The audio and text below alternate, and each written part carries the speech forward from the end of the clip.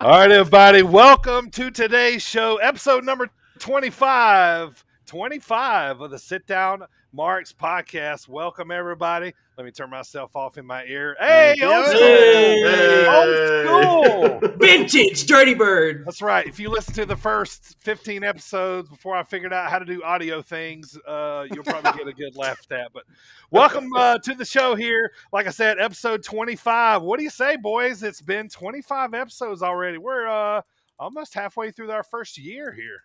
I don't count the first 4, then number 6 because I wasn't on those. Yep.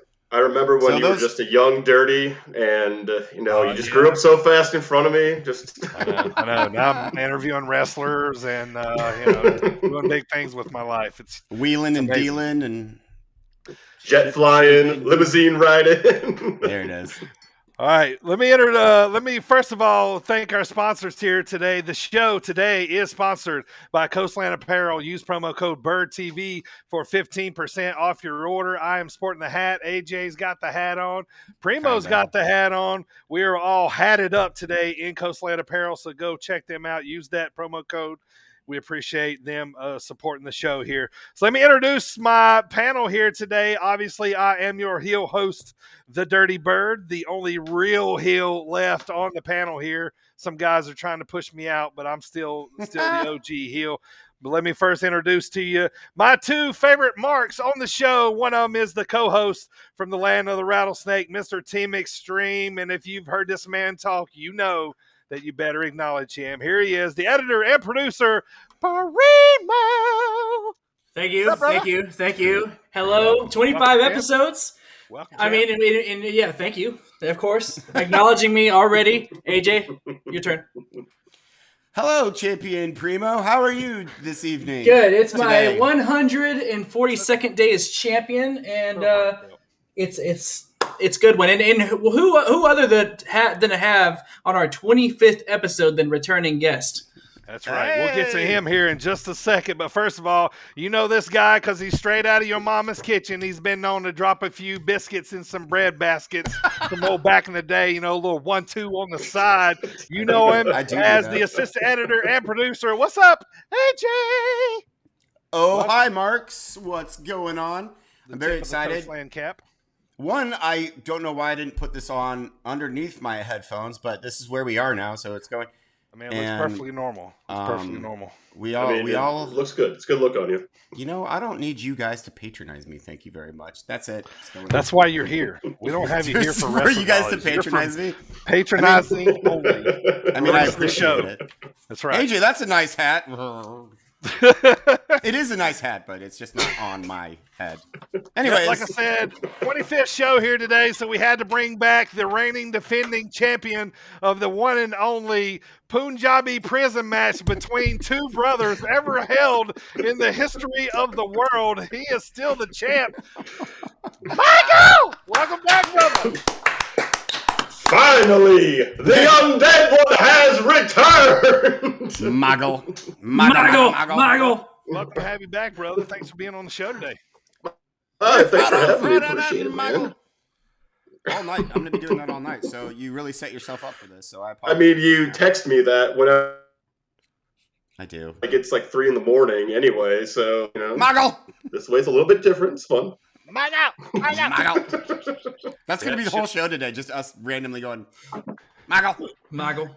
All right, should be a fun show here today. We got Mike alone. We're going to talk about a lot of things. But first of all, let's do this thing right. Beef, bring us in, brother.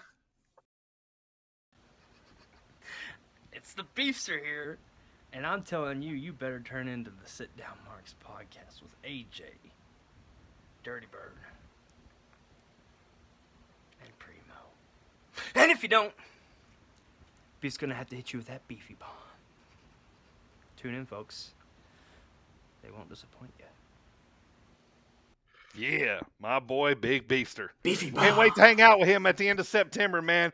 Me and AJ we're gonna merch him up with some Sit Down Marks shirts here down in St. Louis Anarchy. It's gonna be a fun time, man. Can't wait. Oh, it's gonna be great. It's gonna be good to see Beef again. See some live wrestling in the snob seats, which I can't sit anywhere else now except for in the snob seats. I've ruined you forever. Yes, Ruined you I'm forever. a snob now. I know. Hey, No more front row peon Indy seats is for where me. it's at, man. Front Oh, row it's the Indy, best. or on the stage at AEW is where Hey, it's next at. As well.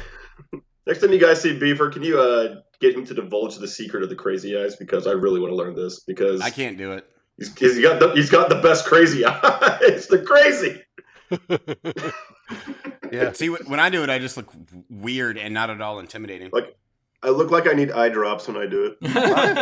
Yeah, my eyes won't even open up like that anymore, man. I'm an old hippie. I smoke too much weed. They won't open You up have like that old anymore. eyes. I want to thank everybody for listening right now or watching right now on Twitch and listening at iHeartRadio, Spotify, Google Podcasts, Stitcher, TuneIn Radio, Apple Podcasts, Amazon Prime Music, Audible, and SportsWire online radio every Friday at 6:45 Eastern Time and other times throughout the week. So let's get this show underway, Primo. What do you say, brother? Today in wrestling and birthdays. I'm excited for birthdays today. Oh, are you? I am. I'll bet you are. There's a wrestler You on better there deliver. that I know you enjoy. You're All right, boys, let me talk to you. The champion's now speaking. This day in wrestling history, September 1st, that's today for all you marks out there that weren't paying attention. 1979, the Intercontinental Championship is born as Pat Patterson wins the WWF tournament in Rio de Janeiro to become the first ever champion. Pat Patterson. He's still with the company, right? I know he had some unpleasantness for a little while there, but is he dead? Is he? Oh, so no, he doesn't. It was a hard way to retirement, AJ. It was a really hard path to get there. AJ's had a long month. He doesn't sleep properly at times. It's So only the first. Got too many hats on his head. That's why. I only have one. Squeezing his brain. That's what's happening there. You know what? Wheezing the juice. Wheeze the juice. Wheezing the juice. All right, 1990. Encino Man is released. Yeah. Pauly Shore's career takes a nosedive. Probably pretty close. I do Brandon love me some Fraser Pauly becomes a Shore. star. Yeah. 1990. During their this is a good one. During their Saturday morning wrestling broadcast on WMC TV in Memphis, Eddie Gilbert hits Jerry Lawler with Doug Gilbert's. Hot stuff, Eddie Gilbert. Sorry. Excuse me. I got excited. My bad. You did. No, you're fine. You're fine. I'm just kidding. Eddie Gilbert hits Jerry Lawler with Doug Gilbert's car in the parking lot outside the studio. Now, this was actually pre-planned, as is in wrestling, but the collision caused Lawler to suffer a bruised hip after he rolled over the hood of the car, and apparently the angle was so real on television, it caused viewers to actually call the cops to the studio. Marks. Man, kayfabe was alive and well back then. Oh, wasn't it? yeah, man. Holy cow.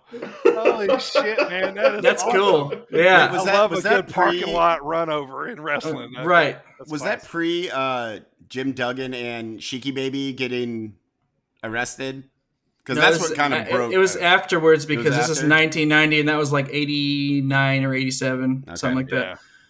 that. Moving forward, 2007, Adam Pearce defeats Brent Albright to win the vacated NWA World Heavyweight Championship, the 10 pounds of gold. Pearce was the first post-TNA NWA champion. Interesting. Nice. His spot was originally supposed to go to Bryan Danielson, but Danielson suffered a broken orbital bone a week prior during his ROH World Championship match against Takeshi Morishima. God damn it, Daniel Bryanson. So he could have been that first NWA championship post TNA, the revitalized NWA. That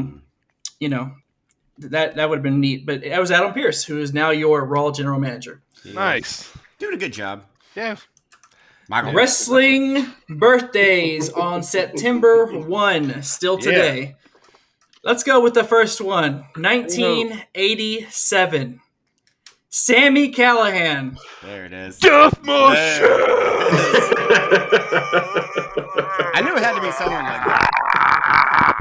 You know, My man! I wouldn't let you down, Dirty. That's right. I know it. 19. Heels in wrestling. Happy birthday, brother. 1971, Sim Snuka, otherwise known as Deuce. Deuce. Deuce. Yeah, Jimmy Snuka's son. Oh, okay. I was thinking Deuce and Domino. It is him. That is him. Oh, Yeah, this. that's Oh, it Deuce, is yeah, right. Yeah. Okay. Yeah. Gosh, I hadn't even thought about I that. also read somewhere, y'all could fact check it later, but I think I read that he was also later on, like, as he was the cameraman that was standing there when Undertaker went over the ropes and dove to his head. Oh, really? Yeah. Interesting. For a second there, I thought you were going to say he was also accused of like murdering someone, like his father was. If you don't remember that, I like Deuce and Domino. That was a good gimmick. it was. And Cherry, is that what her Old, name? yeah, like an old Mhm. diner, like Yeah, Happy yeah. Days. Yeah. 1962, Tracy Smothers. The Confederate Tracy Smothers.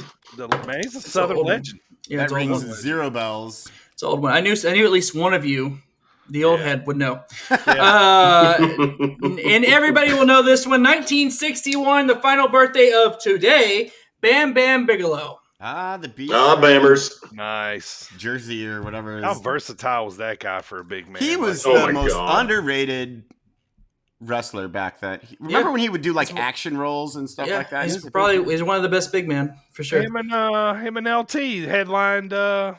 WrestleMania 10? WrestleMania together. Yeah. 11? I don't know how you can make Bammers heal, though, considering his body is covered in burn scars from saving people from a fire. Not people, children. He said Children. children. You're right. from My fire. mistake. Yeah. Children are not people, Marks. Keep that in mind. Dude is covered in.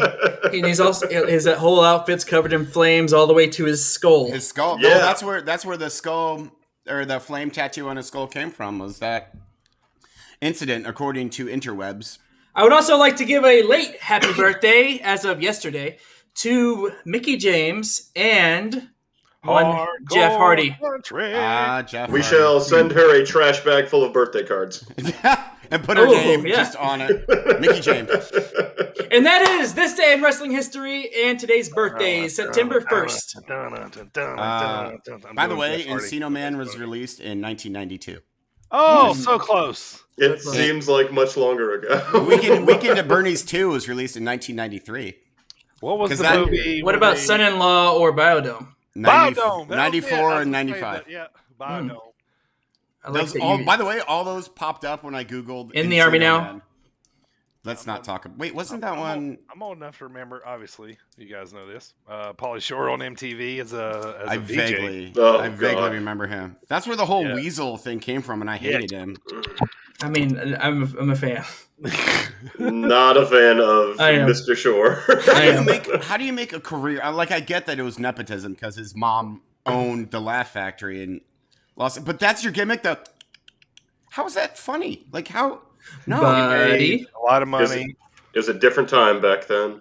Back Sure. in those early 90s where loud clothing was the norm and Pauly Shore was popular. yeah. I was easily amused. And Jerry I Lawler wasn't getting even hit by easily amused cars. back That's then. true. And Jerry Lawler getting hit by cars. I wish my wrestling fandom was still at that level of believability. Oh, yeah. that Yeah. would be cool. Uh, Be even bigger nerds than we already are. But moving on. right. I know.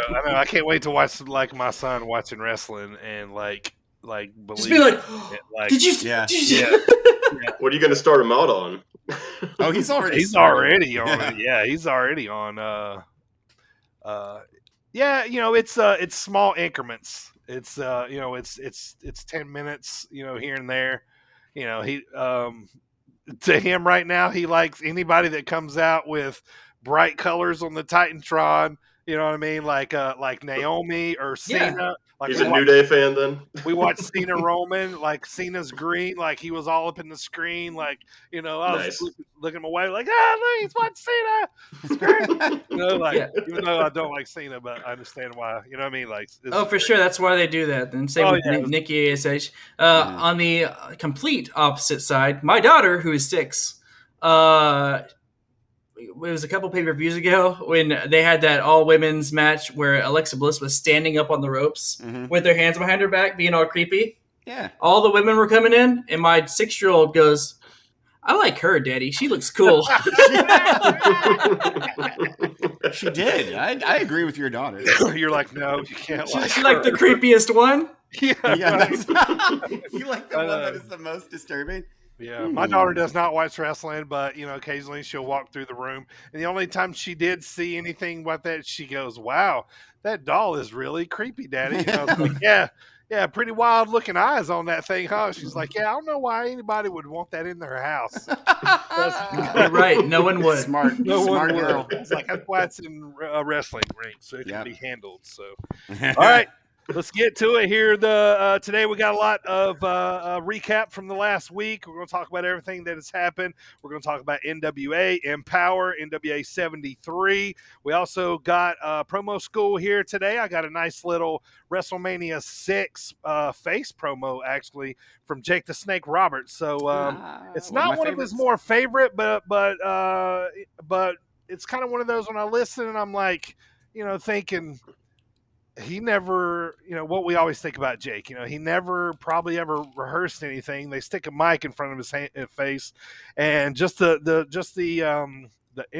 intricacy and just like pure definement of how to cut a promo. This is kind of one of those, man. It's just things just roll off his tongue. Like he made me want to go watch that match over, and I can't remember who won. Like what match was it? The one with the model Rick Martel? Is that the DiBiase? Was it during that feud?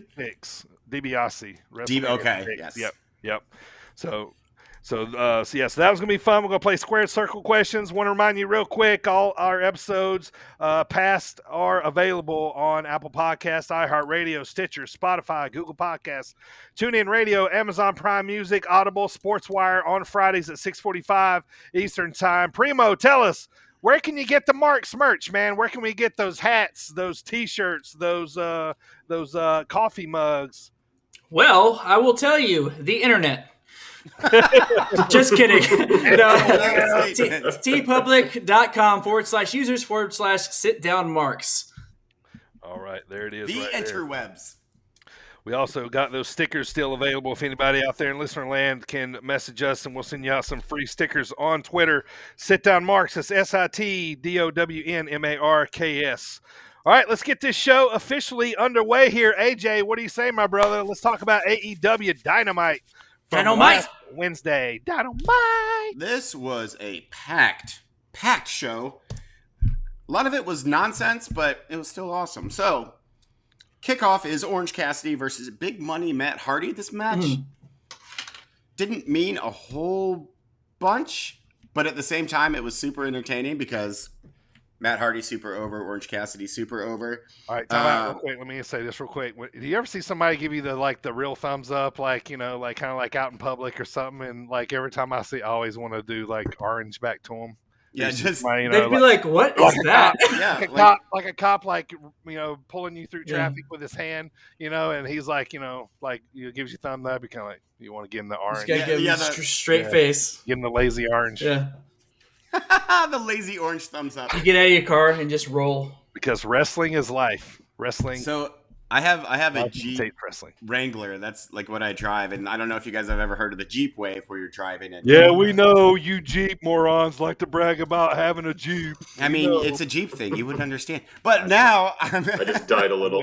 Yep, I did too. But now I'm going to start giving the Orange Cassidy Up here? thumbs Yeah. up instead. Yeah, it's going to be awkward. Chest. So, is Orange Cassidy's gimmick he just doesn't care? Is that? Yes. That's a lazy wrestler. He's- Because he's from wherever and he weighs. Whatever. Whatever. He's- yeah.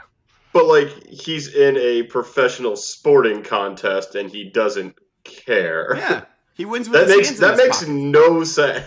I think, yeah. And Wrestling, so it makes all sense. This No dude- man, no man. It's over. this dude suicide dives through the ropes with his hands in the Hands in his pockets. pocket. Right. That's just dumb. You're gonna dome yourself. and he does.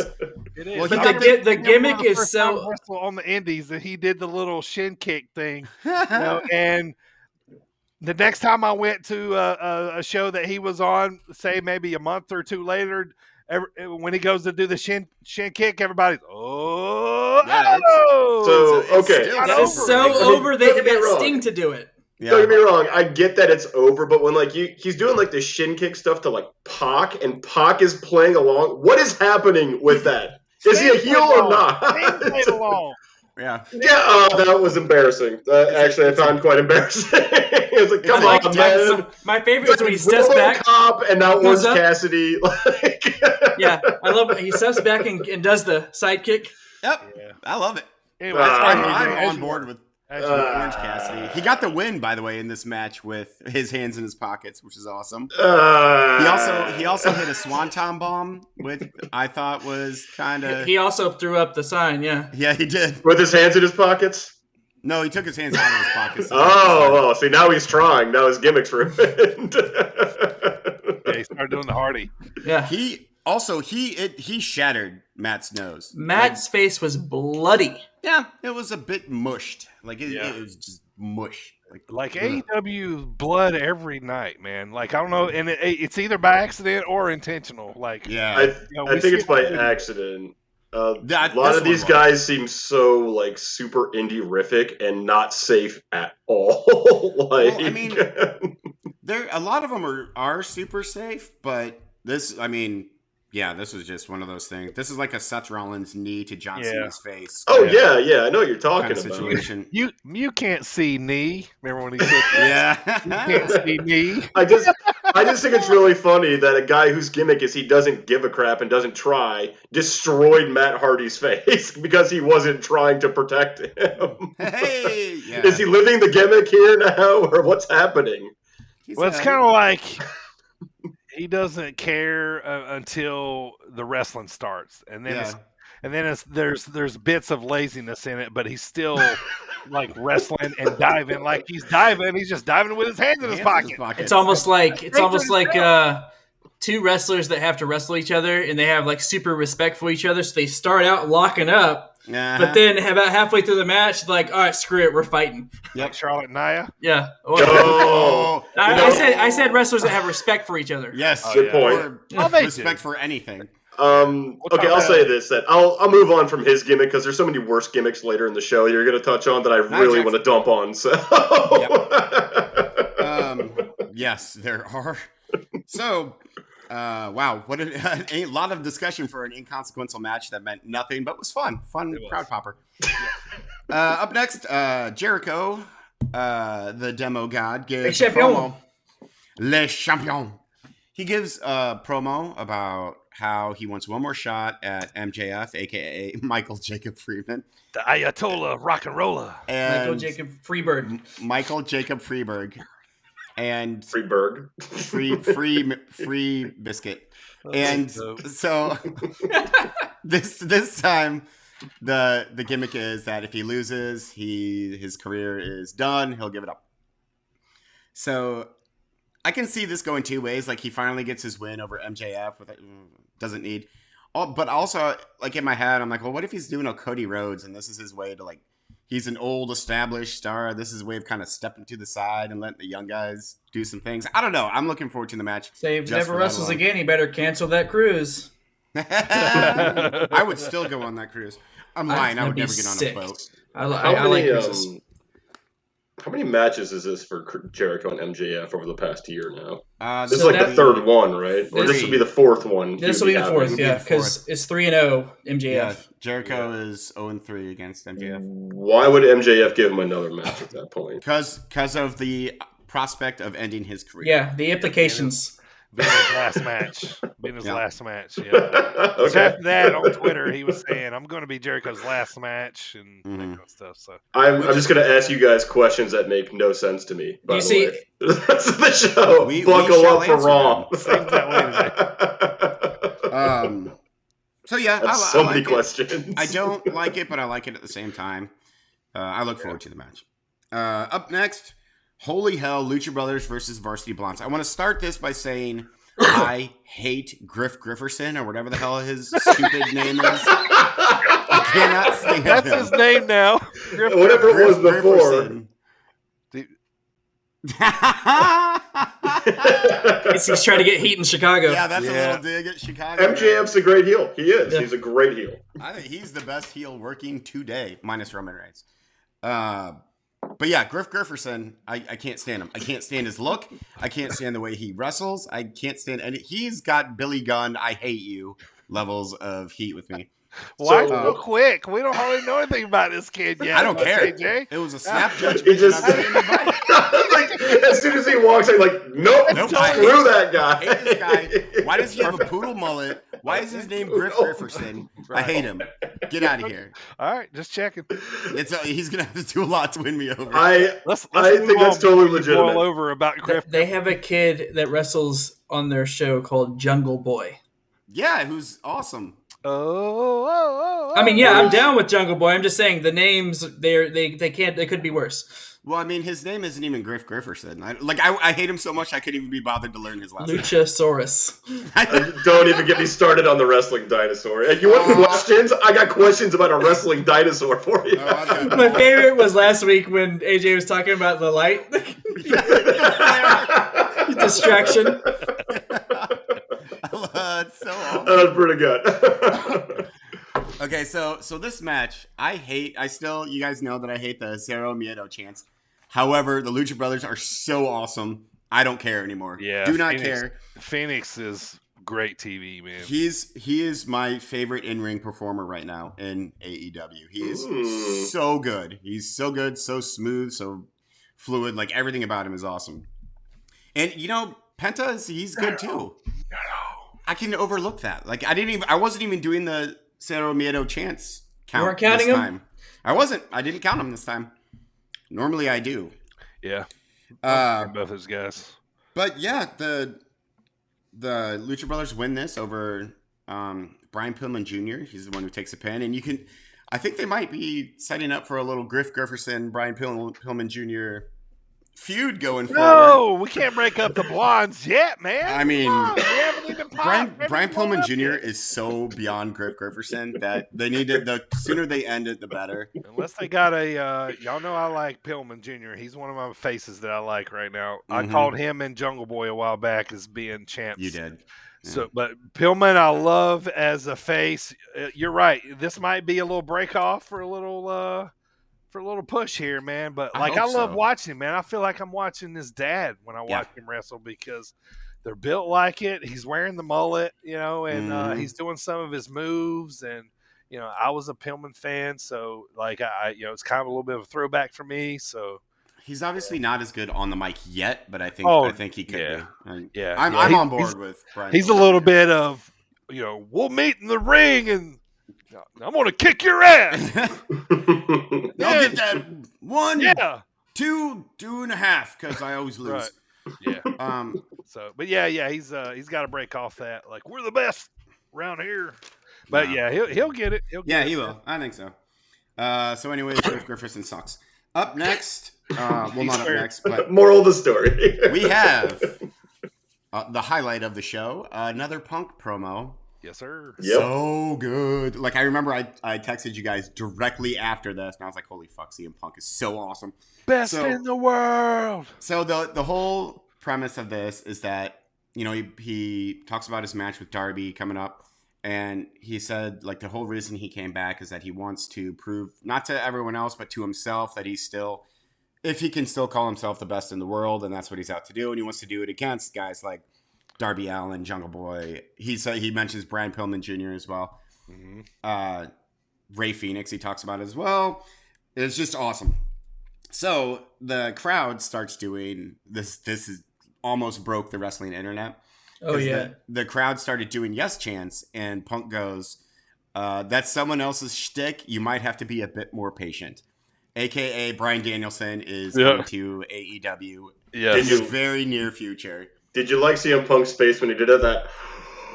Yeah, he's Right. like, He's like, oh. He's perfect. knew He's exactly so what he good. did. He's Oh, I so loved good. it. Loved Yeah, it that so was awesome. so much. Yep. I love too how he looked at his watch and like he went to He go said, say it's not to time go- yet. He goes, Yeah. "Ah," and puts his fingers like, not time yet, not time Yep, yet. I'm yep. like, oh, It's- God, man. He's the best. Like he could. I mean, I get that we're all just still like in the glow of CM Punk returning, but him being back, twice already, forget how good he actually was, and where everyone is slowly being reminded. Like once the like shine of him just returning wears off, we're still going to be left with CM Punk, who is one of the best in the world. Arguably one of the best in the world, yeah. So it's amazing. It's going to be amazing going forward. I don't think he wants a belt anytime soon. I think he's just going to wrestle young guys, and it's going to be great. Yeah. He's going to get them legs back on him. Then when he's feeling good, they're going to put the title on him. I think so eventually too. Yeah, eventually. Yeah, he don't not need against it now. Omega though. I'll get to that later. Okay. Get to that Lega. I'll get to Omega Lega. Get Omega Lega. Lega. Omega Lega. Mago says Omega Lega. My God, Mago. Assalamu Michael. Speaking of Lega and Omega and Moggle, Moggle Kai Black. I tried to put those in together and it didn't. Moggle Kai. Moggle Kai Black. So he's taking. This is the main event. He's taking on Brock Anderson, and he just destroys him. And he only pins him when he's like done. Like when he gets bored, basically, he's like, "All right, I'll pin you now." And then he destroys Arn Anderson. Kayfabe destroys, but Arn Anderson did block the first one. he did. Yes, he did. He did. That's right. He still got some moves. Yes. So they're putting over Malachi Black so strong, and he is who I think is going to take the belt off of Omega eventually. I think they're pushing Malachi Black to take the belt from Omega, which I just want to see Omega versus Malachi Black. I'm okay with that.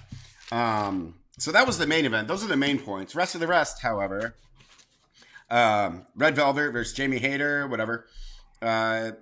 Jamie Hayter gets the win, but Chris Statlander comes out to kind of hype their match coming up for All Out. There's dissension in the Dark Order. I like this angle. Alex Reynolds says that Evil Uno isn't a leader just because he has the word one in his name. That was pretty good. So then it ends up John Silver and Reynolds walk out. I like that Evil Uno have their own kind of story now that has nothing to do with Hangman Page. Right. Miro and Kingston, sign me up for this feud. Yeah. Cannot wait. Yeah, it's gonna be good. So it's kind of Miro was talking about Kingston a little bit, calls him the Mad King. Awesome. Right, yeah. So then there was God's Kingston, favorite champion. God's favorite champion with a really hot wife who's flexible. And then there was The Redeemer. The Redeemer. I love his nicknames. This is great. And Man. he comes up with them all on his own too. Like God's favorite champion and the Redeemer. Those are great, man. Those are great. Miro is amazing. He's Still the belt up to incredibly God. good, yeah. His flexible wife. His flexible wife, yes. So then Kingston, Moxley, and Allen versus the Wingmen. This was a nothing match.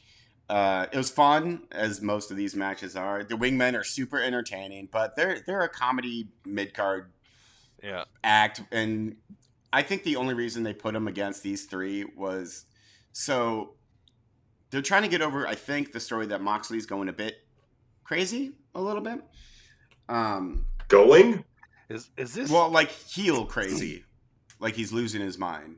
But like John Moxley is crazy. But he's face gimmick. Crazy. He's face crazy right now. I think he's gonna go heel crazy. So you're saying he's got like heel face bipolar disorder? Like he's got to like he flips back and forth without his medicine. Yeah, when he's face, he's just unhinged. Yes. right? Oh, okay. Is this when JD Drake had the suspenders on? Mm-hmm. Okay, That's just fun. Like they're entertaining. I like the Wingmen. right? Yeah. Okay, so I don't know if anybody's gonna get here, but get this reference. Maybe somebody out there in podcast listener land will.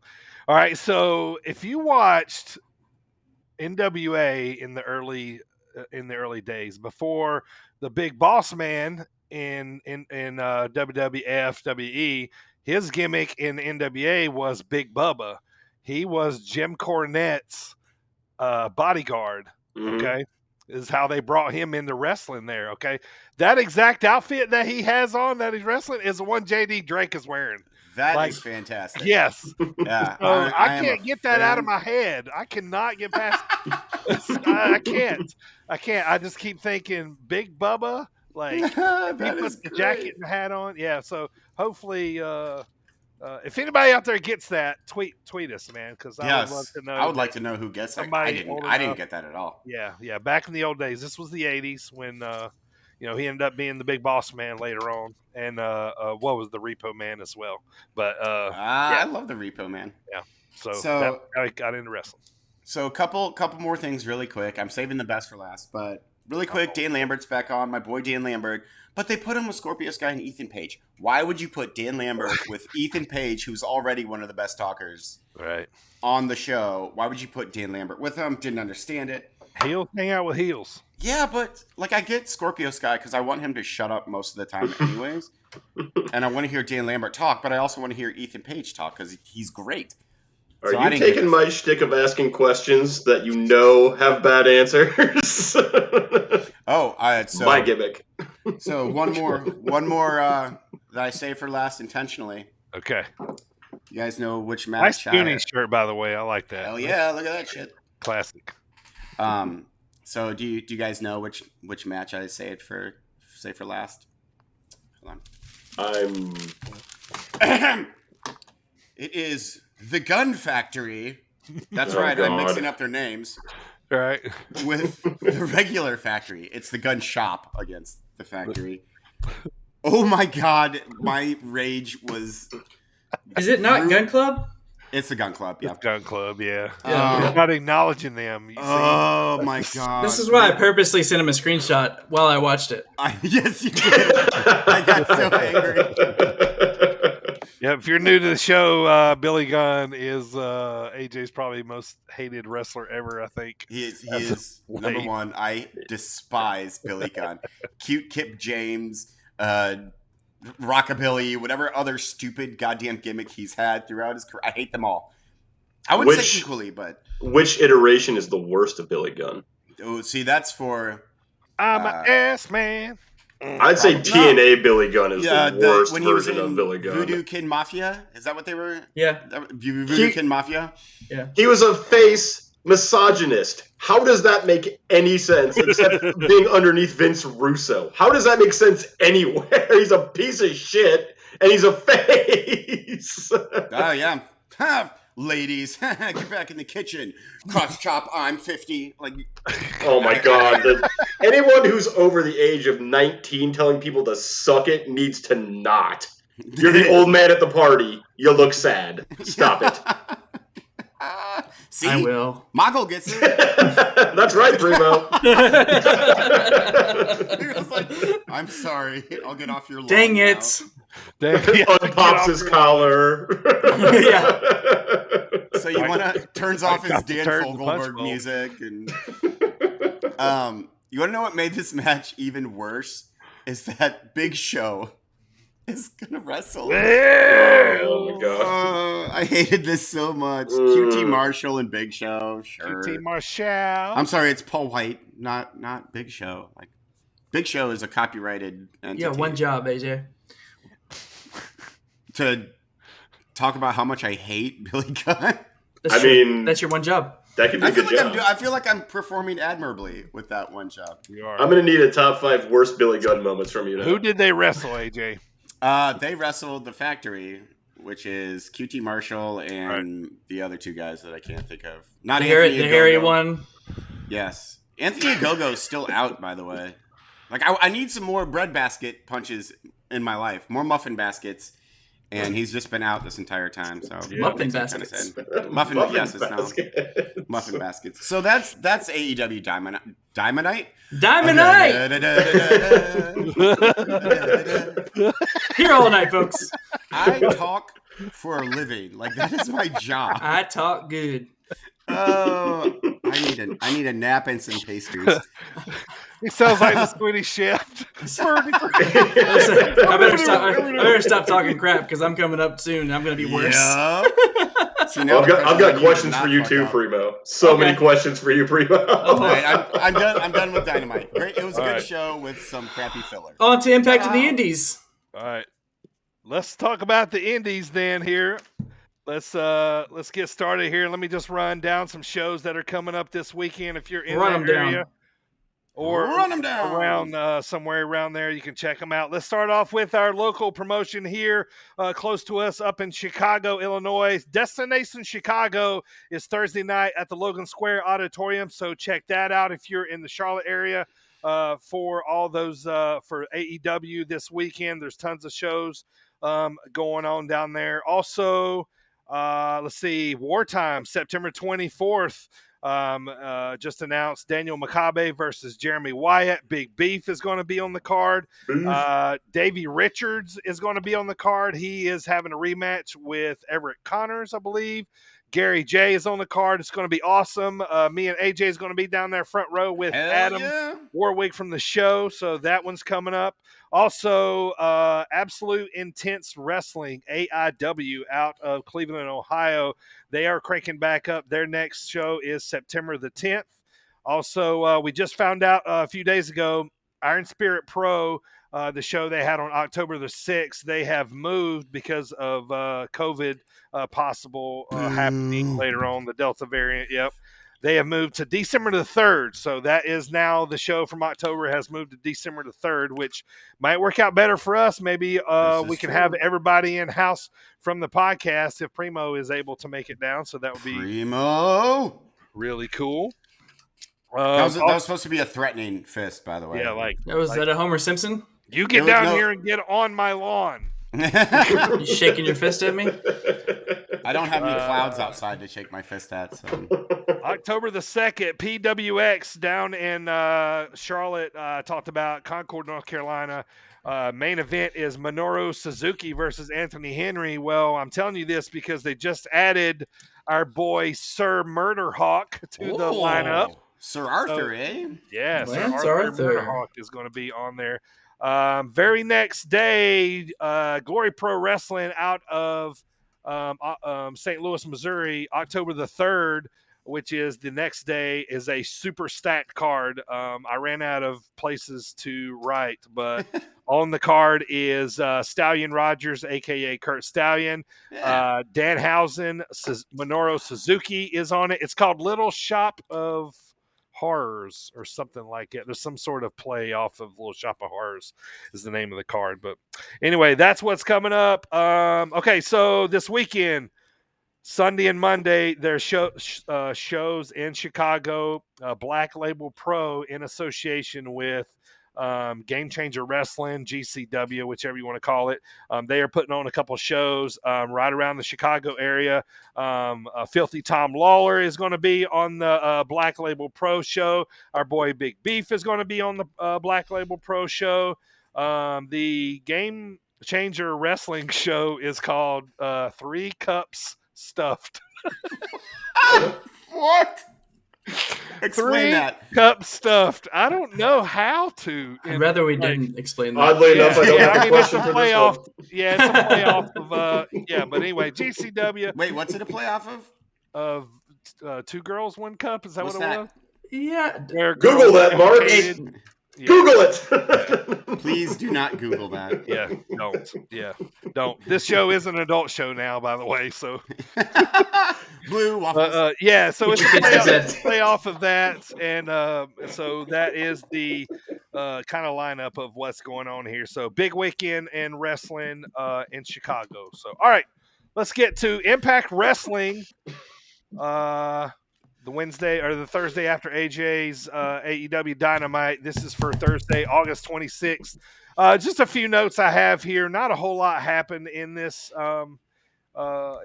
show, but just to let you know, their next pay-per-view is going to be Victory Road, September the 18th. And then after that, October the 23rd is Bound for Glory. So I think Victory Road might be on their Impact Plus. And then Bound for Glory, I think, will be kind of like their bigger pay-per-view. It's one of their bigger ones of the year. So that's like their Mania, isn't it? The Bound for Glory ones, or is Victory Road like their Starcade / Mania? No, I think they just had kind of like, I can't remember which one it was. Not Slammiversary. That's Slammiversary like is Emergence. What was it? The King and Queen one. Resurgence and then Emergence, something like that. But yeah. But anyway, all right. So kick off the show. Chris Sabin versus the birthday boy, Death Machine, Sammy Callahan. It was funny, man. I was laughing because the crowd loves Sammy here. Sammy was getting over as the face. Back and forth match. Sabin ends up winning after kicking out of a pile driver from Sammy. But then Moose shows up, throws Sabin out of the ring. So they're still going at each other. But instead of going after Sabin, he turns around and spears Sammy. And then Moose gets, I can't remember if he had a chair and he ended up with a pipe. So I don't know if he like broke it off the chair. I can't remember. Anyway, ended up with a pipe, a foreign Object? object, if you will. If you will. Maybe he like picked up the chair and he's like, like checked its heft, and then he was like, and then he found a pipe and he was like, yeah. Oh, right, yeah. So anyway, so in a strange series of events, no stranger than Encino Man getting mentioned in this podcast. Got But mentioned or got nominated for 0 Oscars, by the way. Stupid Academy. man, it's robbery. Anyway, so Moose My gets brother up is going to be right. so proud of me for mentioning that, by the way. Yeah. Moose has the pipe and he's going after Sammy with it. And in a turn of events, Eddie Edwards saves Sammy. And they kind of hold the ring, stand tall at the end, and they're doing the "Don't you help me, don't you help me, I don't need you, I don't need you." Well, you helped me last week, I helped you this week. Now we're even. Leave me alone. Sammy flips him off and then hops out of the ring. So they're going to end up a tag team. They're going to end up. This is the little salt sprinkle of what's about to happen here. I Salt thought Bay Free Boys. I thought you were going to say in a turn of events, the pipe turned into a chair. Right. But then the chair turned into a snake.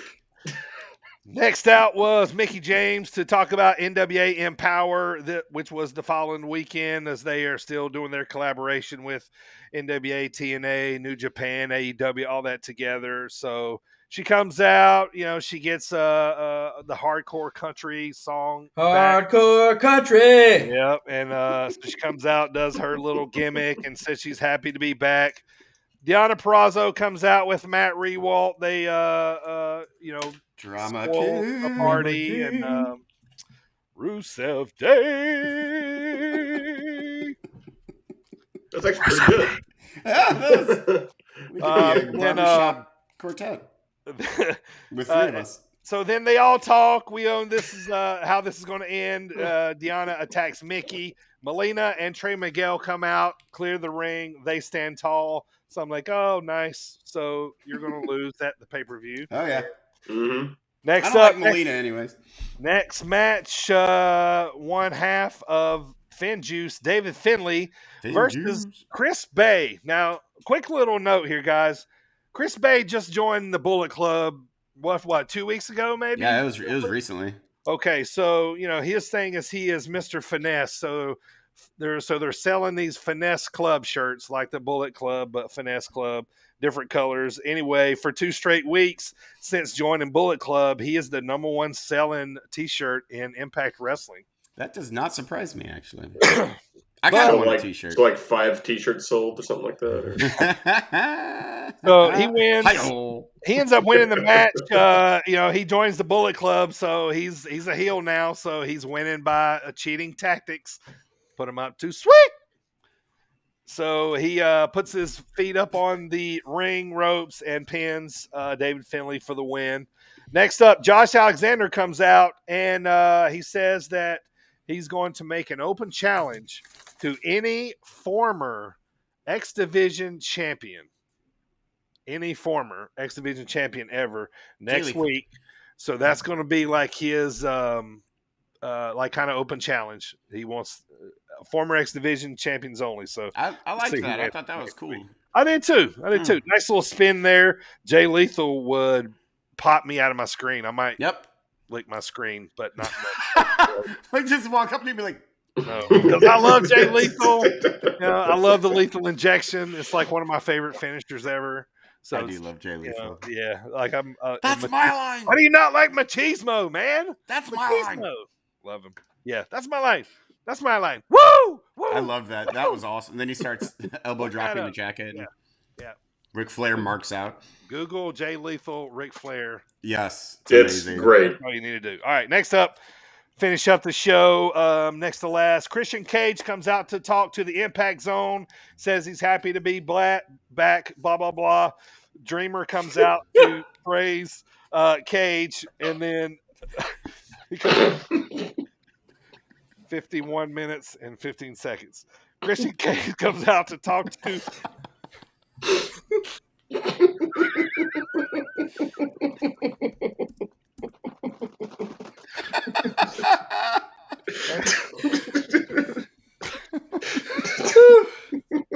From when I started Primo to when I'm about to start here. Okay.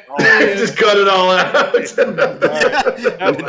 Don't you dare. You got 51 minutes. Yeah. All All right. right, here we go. All right, we'll start this over. All right, so Christian Cage comes out to talk to the Impact Zone. Tommy Dreamer comes out to praise Christian Cage and all he's doing for Impact Wrestling. And then Ace Austin comes out, and he is the number one contender. He attacks Christian. And so next week it's going to be Ace Austin versus Tommy Dreamer. Now, Dreamer had alluded to he wanted a shot at the Impact title somewhere along the lines down the road. So here we go. If Dreamer can be Ace Austin, he is put into the three-way match at Victory Road against Christian Cage. But because Ace said he wanted Dreamer in a match, so it said it had to come with a stipulation. So that ends up being the stipulation. So if Dreamer wins, he's added to the three-way match at Victory Road. So What T-shirt is old Beluga Whale Dreamer wearing these days? Because it's got to be some T-shirt. yeah, he had I think it's just the Impact Wrestling.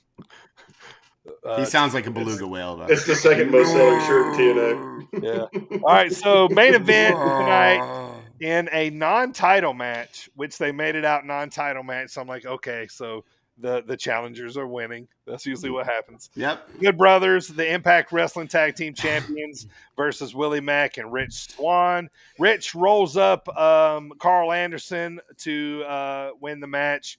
There was post-match shenanigans, of course, outside the ring. The Good Brothers, the Elite, don't go down don't take a loss without beating everybody up on the way out. So they put Willie Mack through a table, pretty nasty table bump outside the ring, and they stand tall on the ramp to finish up Impact. So that's how it goes off. Like I said, not a lot happened, a little storyline progression, but yeah. So that is Impact Wrestling for last Thursday. All right, Primo. What? I thought it was a pretty fun show. Impact is just fun every time. Yeah, and another thing too, I didn't mention because we're just kind of doing headlights, highlights. What? God, geez, Hey, remember that time? I need to go back to Seattle when you made fun of me because I said "loggle bloggle"? Omega.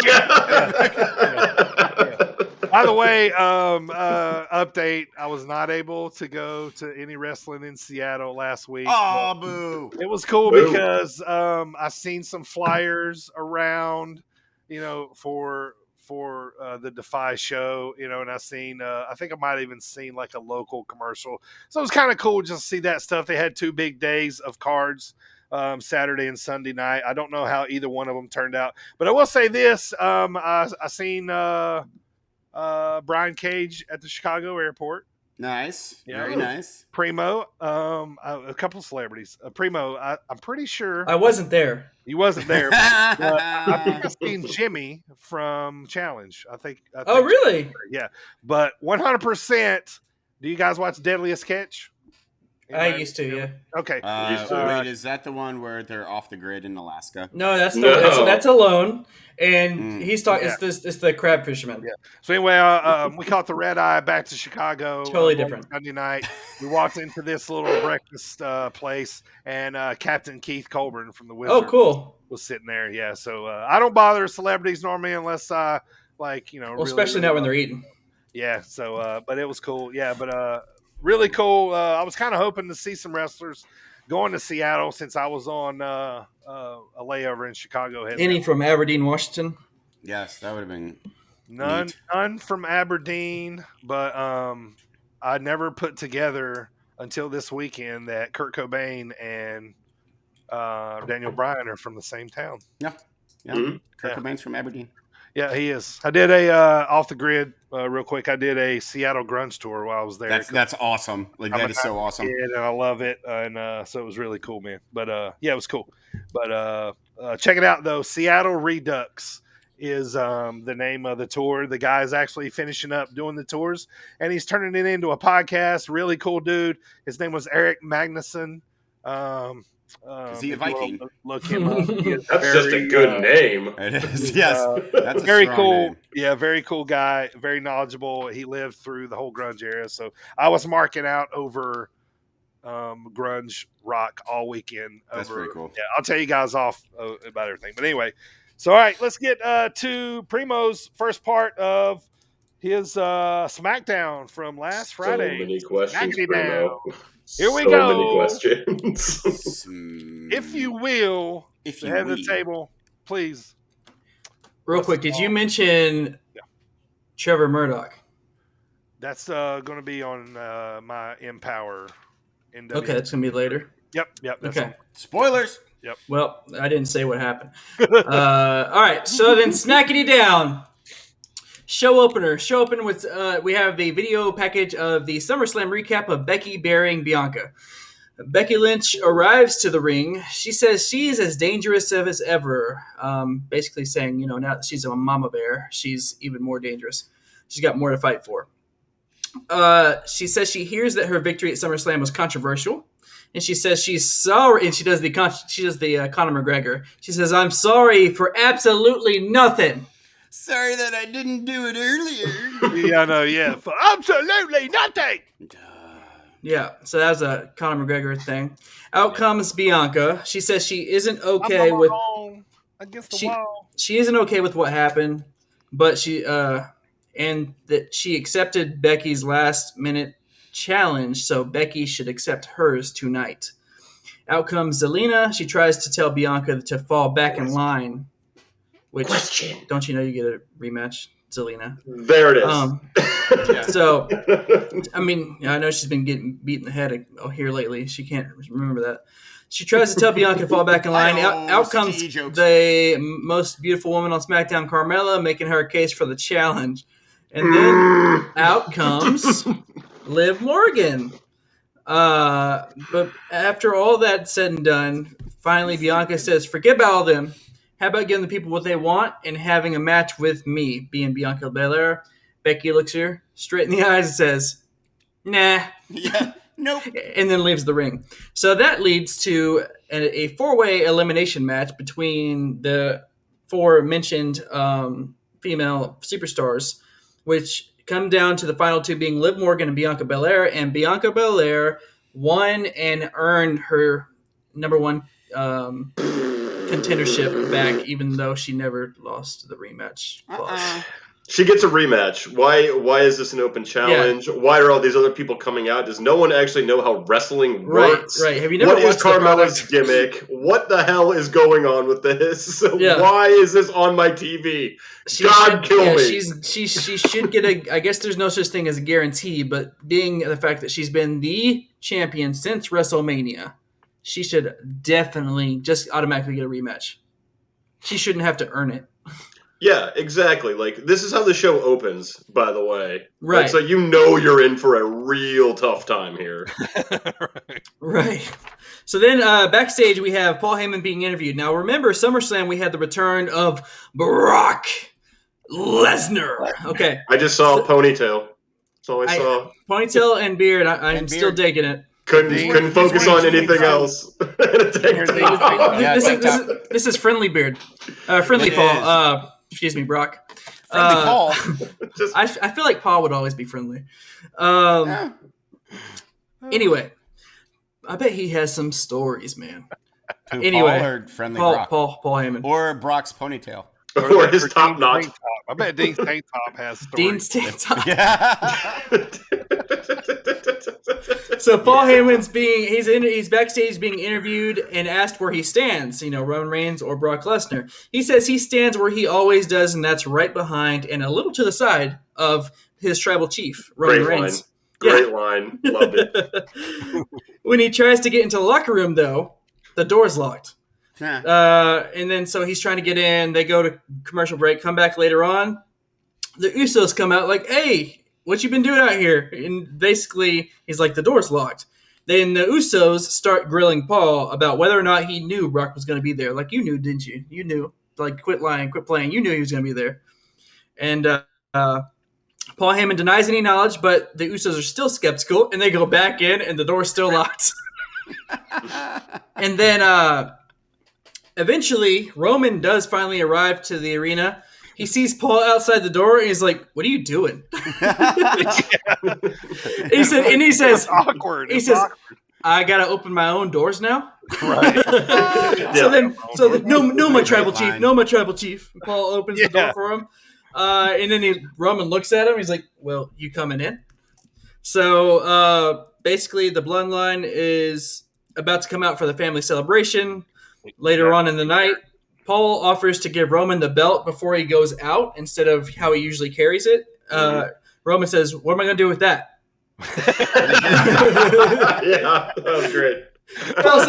Paul says, "But it's a family celebration." Roman says, in his best Dominic Toretto, "But wise man, you are family." But he says, "You are family, wise man." And so they all go out together. The bloodline arrives to the ring for their celebration. Paul tells everyone to acknowledge Roman, and then also you get the privilege of acknowledging his cousins, the Usos. Did you guys like the new Bloodline T-shirt? I did, actually. I did, yeah. I did, Those and little ones. I also picked up that Paul Heyman is on the shirt, and they're not going to just... Why would they put him on the shirt? Right, yeah, he's in the back, like behind Roman's yeah. shirt. Back a little to the side. Yeah, exactly. Yeah, exactly. So they're out there for the celebration. Out comes the Prince, Finn Balor, to interrupt the Bloodline celebration. He challenges Roman for the championship this coming week on SmackDown. He then attacks... he does the thing that Roman did to him a few weeks ago. He throws the microphone at Roman's chest and then attacks him right afterwards before the Usos can jump him to... Private Party comes out to assist him. And later on, we another meaningless match, but we did have the return of Cesaro. They didn't really play it up that much, though. Yeah, Cesaro. Somebody said it. But it was Chad Gable versus Cesaro, and Alpha Academy absolutely obliterates him. King Kong Bundy Otis. God, I hated this. I hated this. You could have given us a Cesaro Gable match, and you had it with an Otis run-in. Screw you, WWE. So, dude looks like a potato. I just recently watched, after SummerSlam, they aired parts 1 and 2 of behind the scenes for WrestleMania. Was it this year? It was this year's. And in the first episode, a big portion of it is them talking about Cesaro and him doing an interview about how this is the biggest match of his career, singles match against Seth Rollins at WrestleMania, and it's all hyped up around him, and he won the match, and he had such momentum from WrestleMania, and now he's getting destroyed by the Alpha Academy. Cesaro's one of those guys who would just kill it anywhere else. Mm-hmm. Anywhere else, he would be a top guy around the belt. In this company, he's just buried. So, yep. So we have, if anybody paid attention to the socials before SmackDown, WWE's Twitter was following along with, as Pat McAfee would call him, bum-ass Baron Corbin while he was in Vegas. Yeah. And basically, he used his last little bit of money, and he struck it big in Vegas. He is now... He came in strutting, drove in his Bentley in fresh new clothes, says he's filthy rich and happy once again. Call him Happy Corbin. I bet he was so happy to shave more than anything. Oh my gosh! So Yeah, he doesn't look like such a disheveled hobo. right. Right. So How Corbin, much money can one possibly win in a slot machine? Apparently enough for a Rolls Royce and a haircut.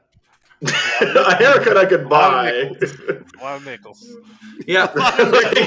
He's playing like the penny slots.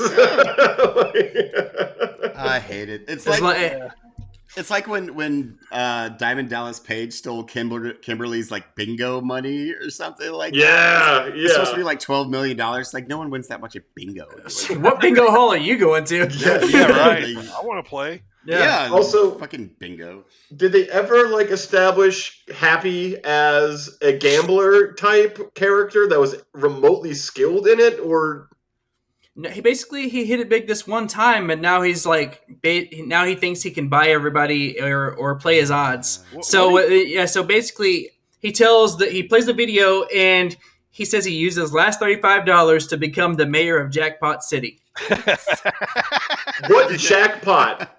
Like, what is he talking about? Happy His Corbin ain't bingo got time money. for that or whatever. So is like IRS going to come in later and be like, actually, Right, you I owe think us that a lot will of happen. money. Oh, That's- that's how they bring back Bo Dallas. Right.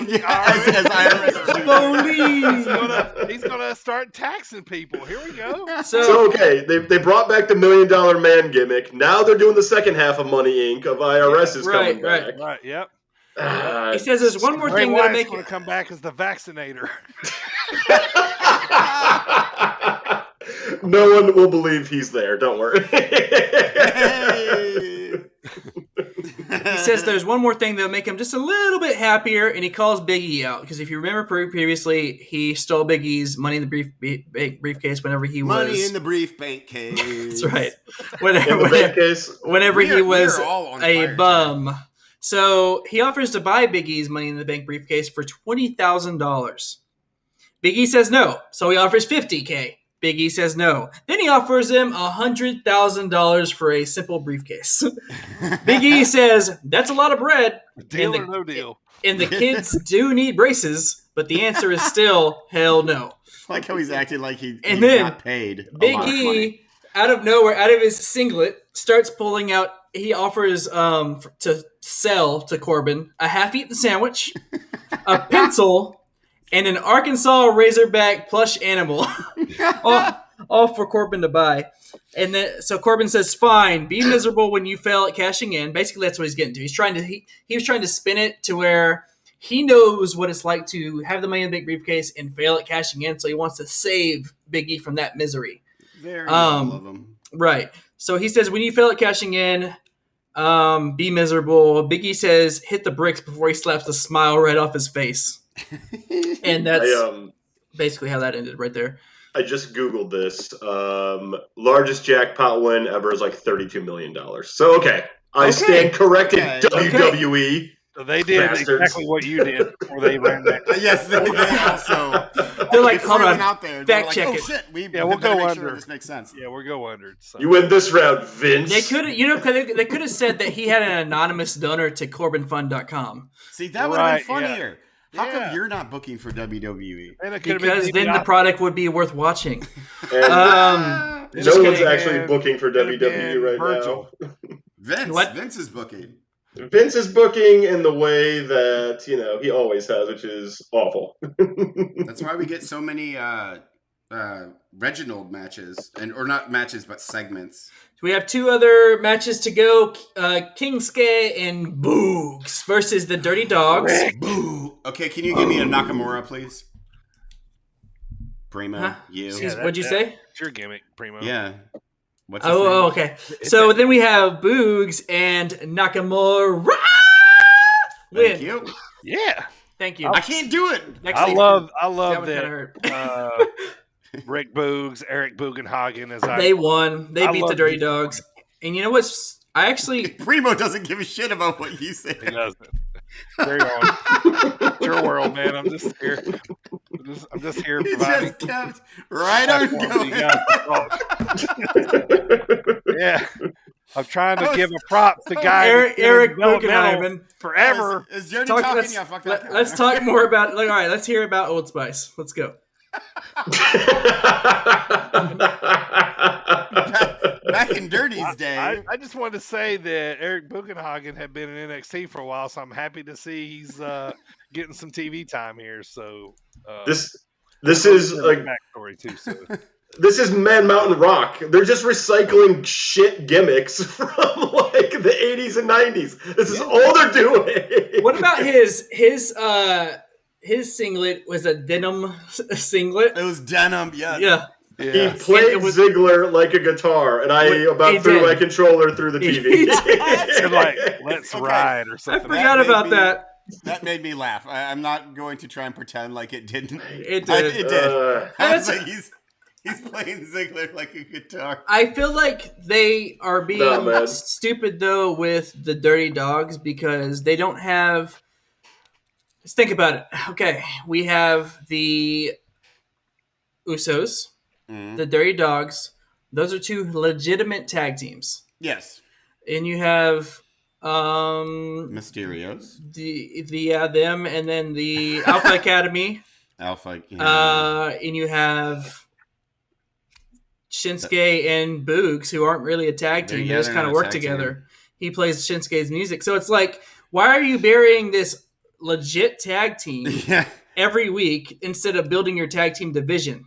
I think they're gonna at one point in the near future unify the tag belts. They should. I was thinking about that Yeah. because then they could travel back and forth between shows, Yeah. and then there's multiple tag teams. The tag roster is just too thin to have two. yeah. I mean, otherwise it's just going to be the Usos and stupid Mysterios back and forth, back and forth, back and forth the entire time. Well, on to my final point of SmackDown. Before I do that, Naomi is now a member of SmackDown, sure. so she can join. She can join the Bloodline now. Yes. The I Mysterios. think that's cool. The Mysterios decide to go into singles competition. So Ray basically tells his son, he's like, "Hey, get out there, kid. It's time for you to do your own thing. I want to see you out there in a singles match." Ray sends Dominic out for a match on his own versus Sami Zayn, which is no slouch. Sami Zayn wins, and after the match, Dominic keeps brushing Ray off because he's upset. Heel turn for So, Dominic. that is how we end I don't SmackDown. need you anymore, Dad. Learned it from watching you. Leave me alone, okay? And that's Look at the SmackDown. wrestling matches. Okay, Primo, I got questions for you. Okay, Questions. let's hear them. Let's hear them. Dominic takes a singles match against Zayn, right? Correct. Who the hell thought that was going to be competitive? Dominic. Not anybody except for maybe Dominic. No. Because I saw it and I'm like, do you know who Sami Zayn is? Yeah. Let's go. Okay, if you're watching now, you just see the conspiracy thing, which, by the way, he won, so that kind of negates that. But also, you go back and watch any of Sami Zayn's matches or any of his El Generico matches, and you're like, why would you even put Dominic against him in his first singles match? Yeah, like, I was wondering, why wouldn't he work like a jobber? Like some developmental talent. You're going to put him against Sami Zayn? Right. From wherever we are in this town right now, Mr. Jimmy John.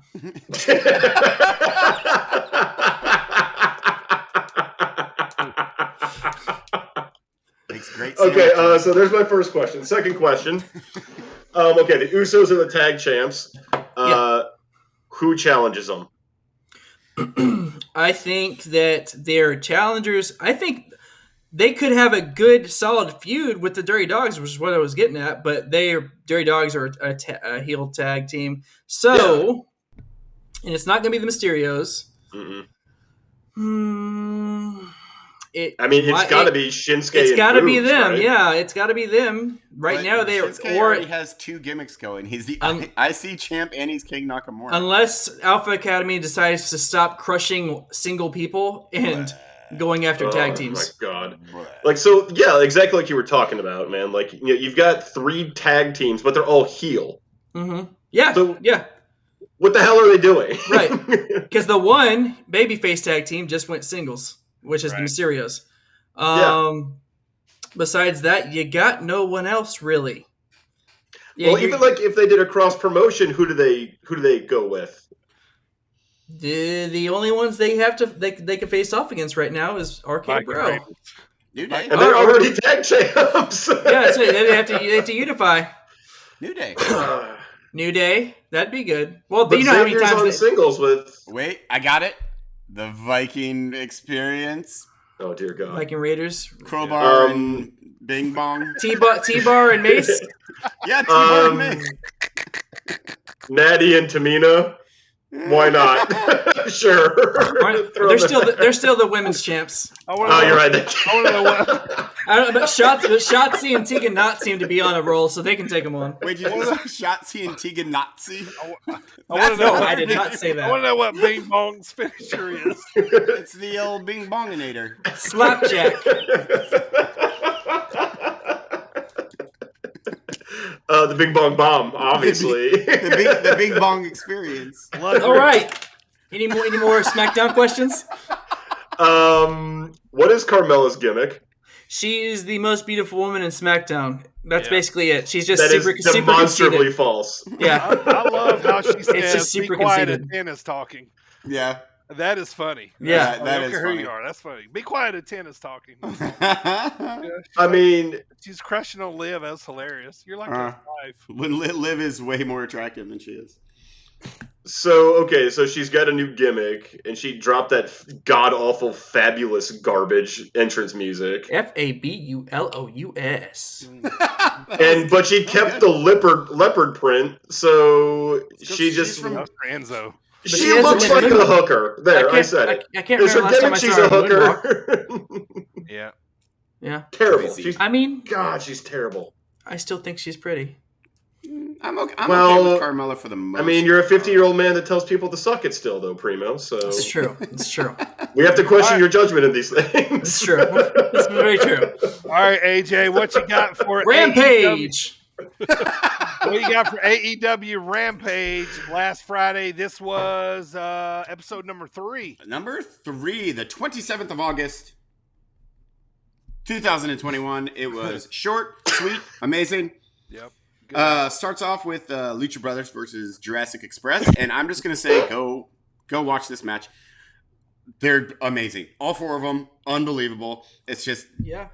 so I was trying to when I was trying to take notes, I was like, okay, this happened, and I lost it. They were going so fast with so many spots. There was zero story, zero psychology, and they were doing all the things all at once, and it was fantastic. And I again note that Rey Fenix is probably my favorite in-ring performer in AEW.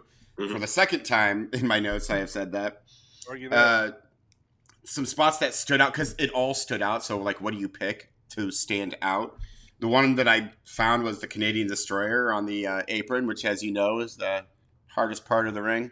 He should be dead. Yes. Yeah, but it was amazing. But the whole match was just superb. Especially if you're into this kind of matches, which every now and then they're great. They absolutely on this one knocked it out of the park. 4 guys super over.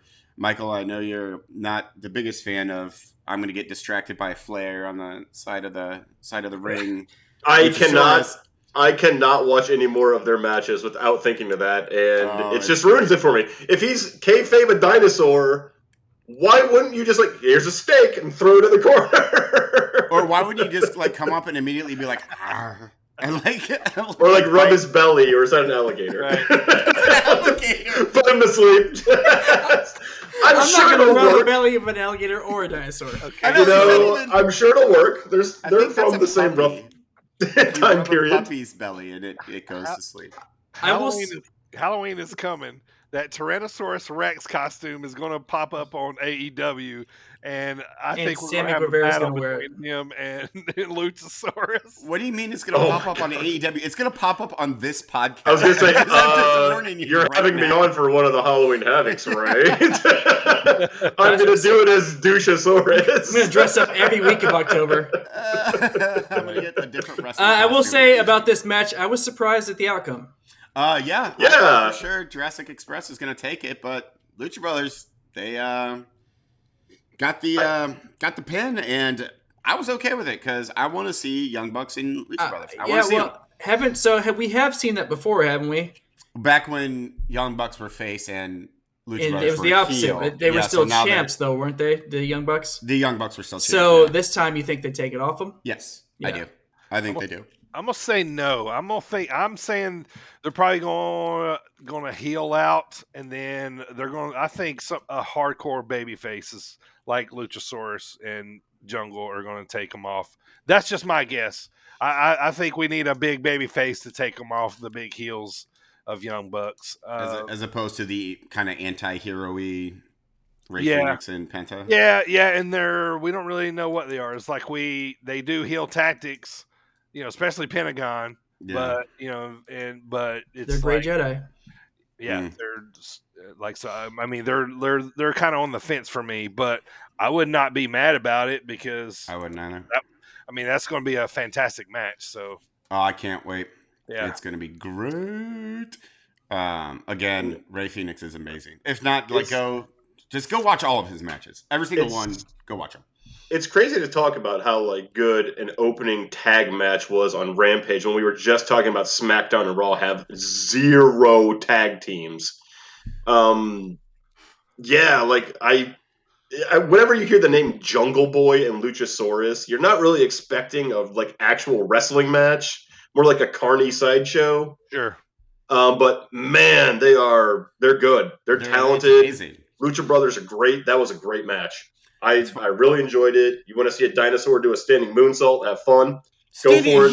He's a big He's dude, a too. big dude. Yeah, he's Right. a dinosaur, and he's doing a moonsault. Bet you didn't know dinosaurs could do moonsaults. I mean, a Saltosaurus, a Flipodon. This is why we bring you on the show. Yeah, I For appreciate that dad jokes. Dad jokes. For Our wrestling Coratops. puns. It was a great match. I highly recommended. Yeah, it was great. So up next we have more Miro. He murders Fuego del Sol, Miro. Yes, he does. and then he rips his mask off. Which I know it's planned backstage, but still, that is good heel heat right there. Yeah. And then Kingston comes out and acts like he's going to talk, and then doesn't. Sets up it's another great little setup for All Out coming up. So that happened, and then the most meh spot of the night is Tay Conti versus the Bunny, which was still a good match, but it was quick. They were moving, but it was entertaining. How'd you like that selling on the choke spot? Yeah, it's fine. I'm not the biggest fan of the Bunny. I like Tay Conti though. But yeah, it was what it was. But honestly, the best part of this match was Jericho on commentary making Adam Cole references. Yes. Very slick. Yep. We see what you're putting down here, Chris. Oh, also there was. So Primo and I were the ones who did not like Mark Henry on commentary. Dirty, you were on board. So It was opposite. It was. I was gonna say, I was coming to bat for Mark. Yeah. I was gonna say, okay, Primo and I were You and going all in on Mark Henry. Right. That's right. My stance has not changed. Mine probably gone even more so. So I forgot that it was you and I, Dirty. You hated Mark Henry and Primo. Though. Okay, so yeah, mine with this line, I'm gonna read it word for word, verbatim. Thank you. It doesn't matter if you know karate, if the other person knows crazy. Shut up, Mark Henry. So, Go okay, do backstage then, Mike. I got questions for you now, there, buddy boy. Yes. You just saw a dinosaur wrestle, Yes. and this is giving you pause. This Yes. is too far gone down the silly hole. I think During a match with someone called the Bunny, You The can't- silly this is the line you're drawing. yes, because it's not original. It was in God, what movie was it in? I don't know karate, but I know crazy. It sounds like it should be like Master of Disguise. It Or is Encino something Man. like that. I've never. I mean, as we spoke about, I've never been a. No, Mark it's. fan. I know exactly what you're talking about. I can't think Right? of the title. Audio. It's blah, blah, blah. I know what you're talking. Yeah. Say anything. Singles. No, it was a worse movie than that. Oh. I don't know, but Talladega it was in some. I feel like David Arquette said it in something. I don't know. Maybe Ready to Rumble. Yeah. God, I hope so. We need to watch that and review it. I've seen it so many times. I have to, like at least 10 times. There you go. Yes, Adam Cole expected to field offers. Let me get that back for you, Dirty.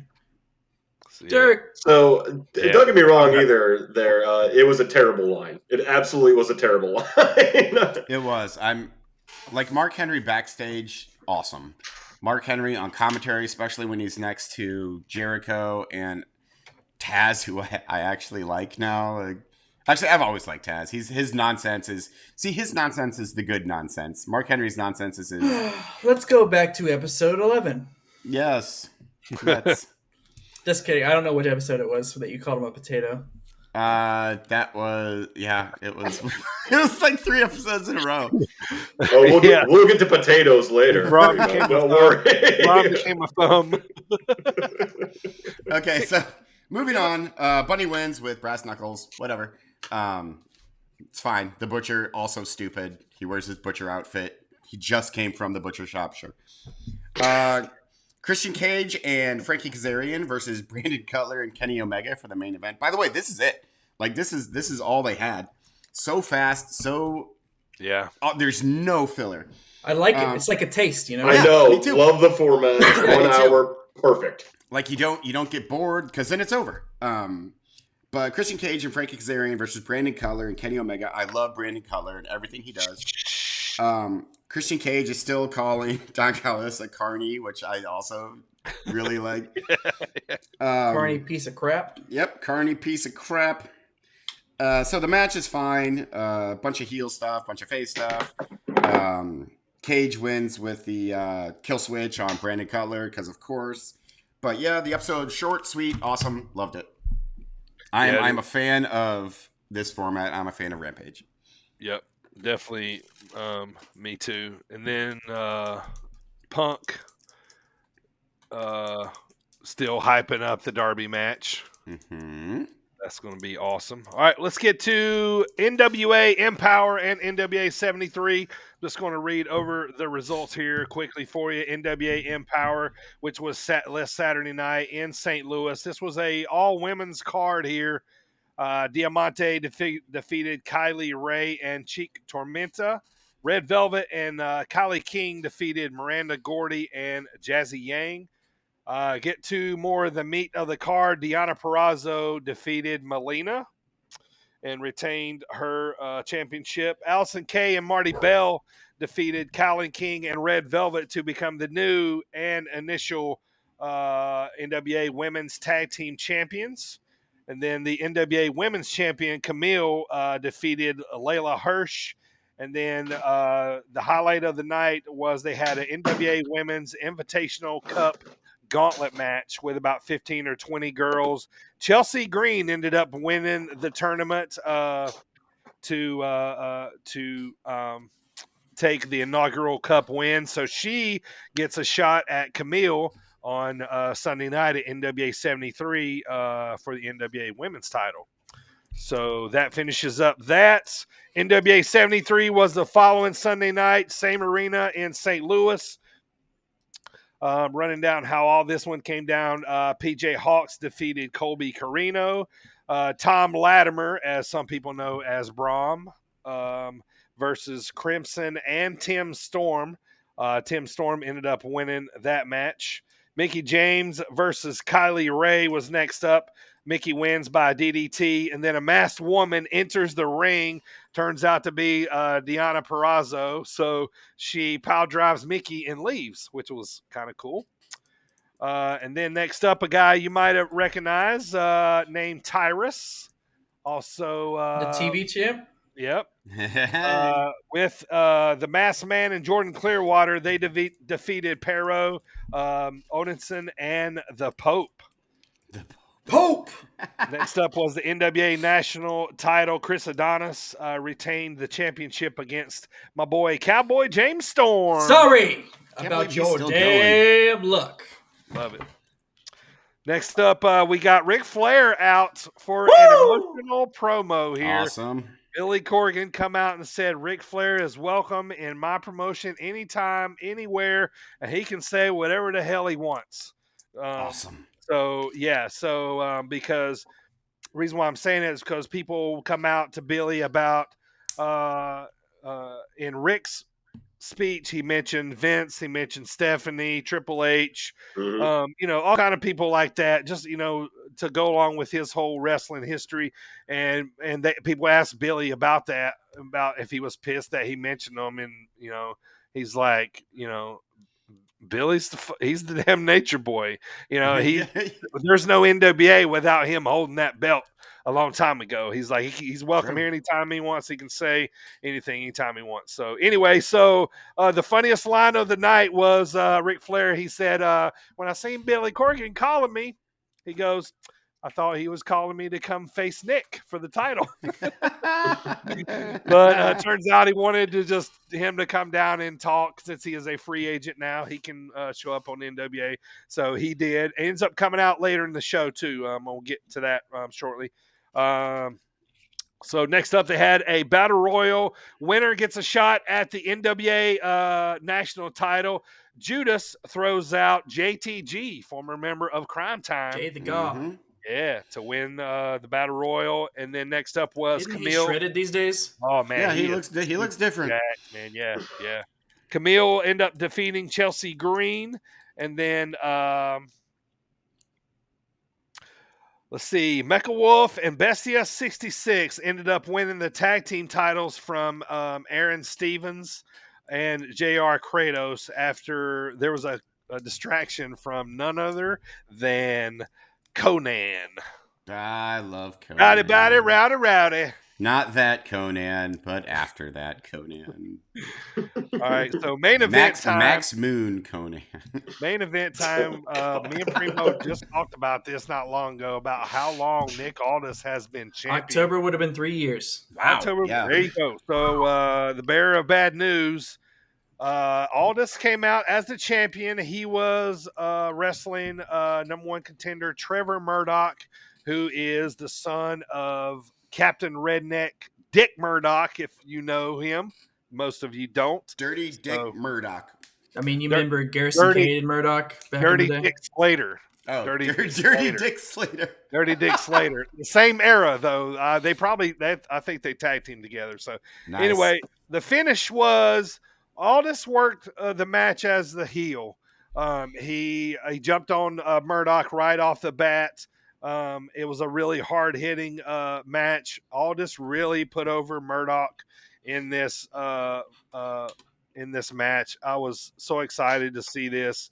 Aldis is a champion's champion. I want to say he's a perfect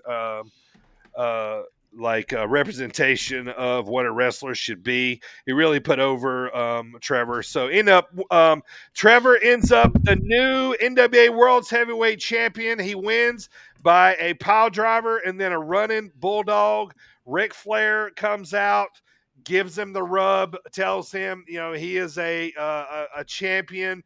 And a formidable champion. I was happy because Trevor's one of those guys. He looks like me.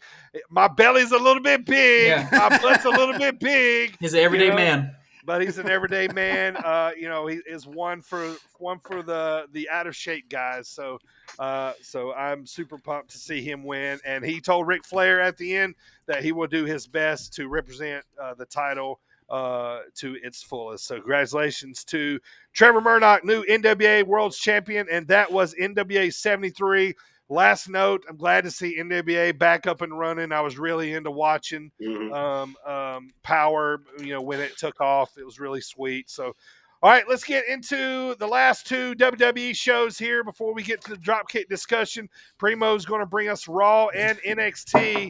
Let's talk about Raw real quick, Primo. Yes, Primo. Let's talk about Raw real quick. Yeah. Show opener. We have Damian Priest opens the show saying he's proud to be the new U.S. champion and he wants to carry it with integrity and pride like those before him. He says that's somebody that we could have, by the way. We could reform the bar. That'd be sweet. I was a fan of the bar. Anyway, because they don't just set the bar. They are the bar. He says the open challenge is now open. So who's it going to be? Out comes Sheamus out doing some gum flapping.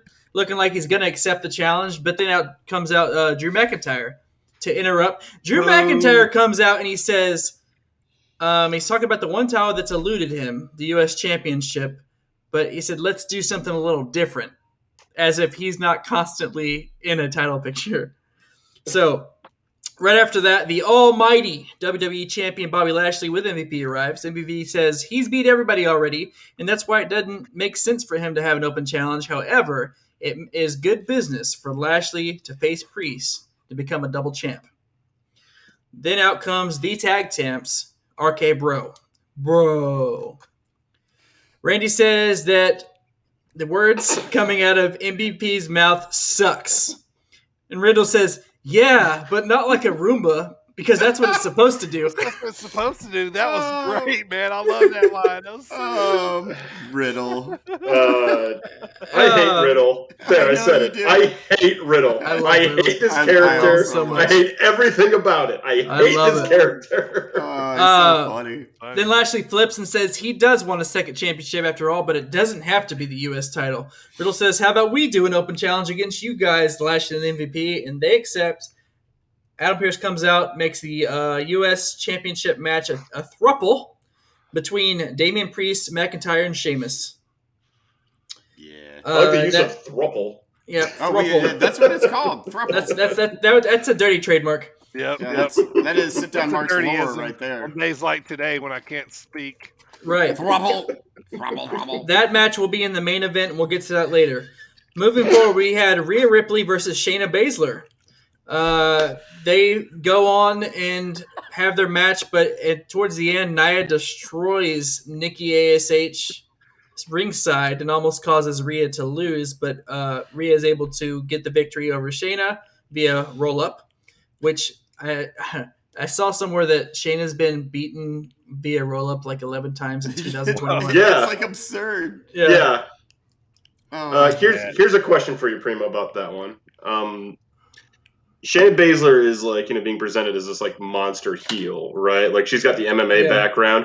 What is this Queen of Spades gimmick? It was probably she had to come up with something in NXT, and she went with it. Yeah.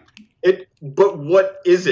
Because it doesn't. Yeah, to me, besides the fact that she can do this cool thing that looks like a spade. Yeah, that's it. That's about it. Because it doesn't actually represent anything except for her ring gear. Reminds me of the triangle from Legend of Zelda. For those of you who for those of you who are interested in what I think of whenever I think of Queen of Spades, don't really do this, but Google what the Ace of Spades is, and that's what I think of every time I hear. Ace of Spades. Not the song. It's a Motorhead. Not song. the song. Ace of Spades.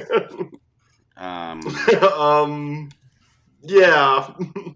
So, yeah. I mean, I honestly, that's a good question. I don't even think she knows, to be honest. I was hoping someone do something about this. Yeah.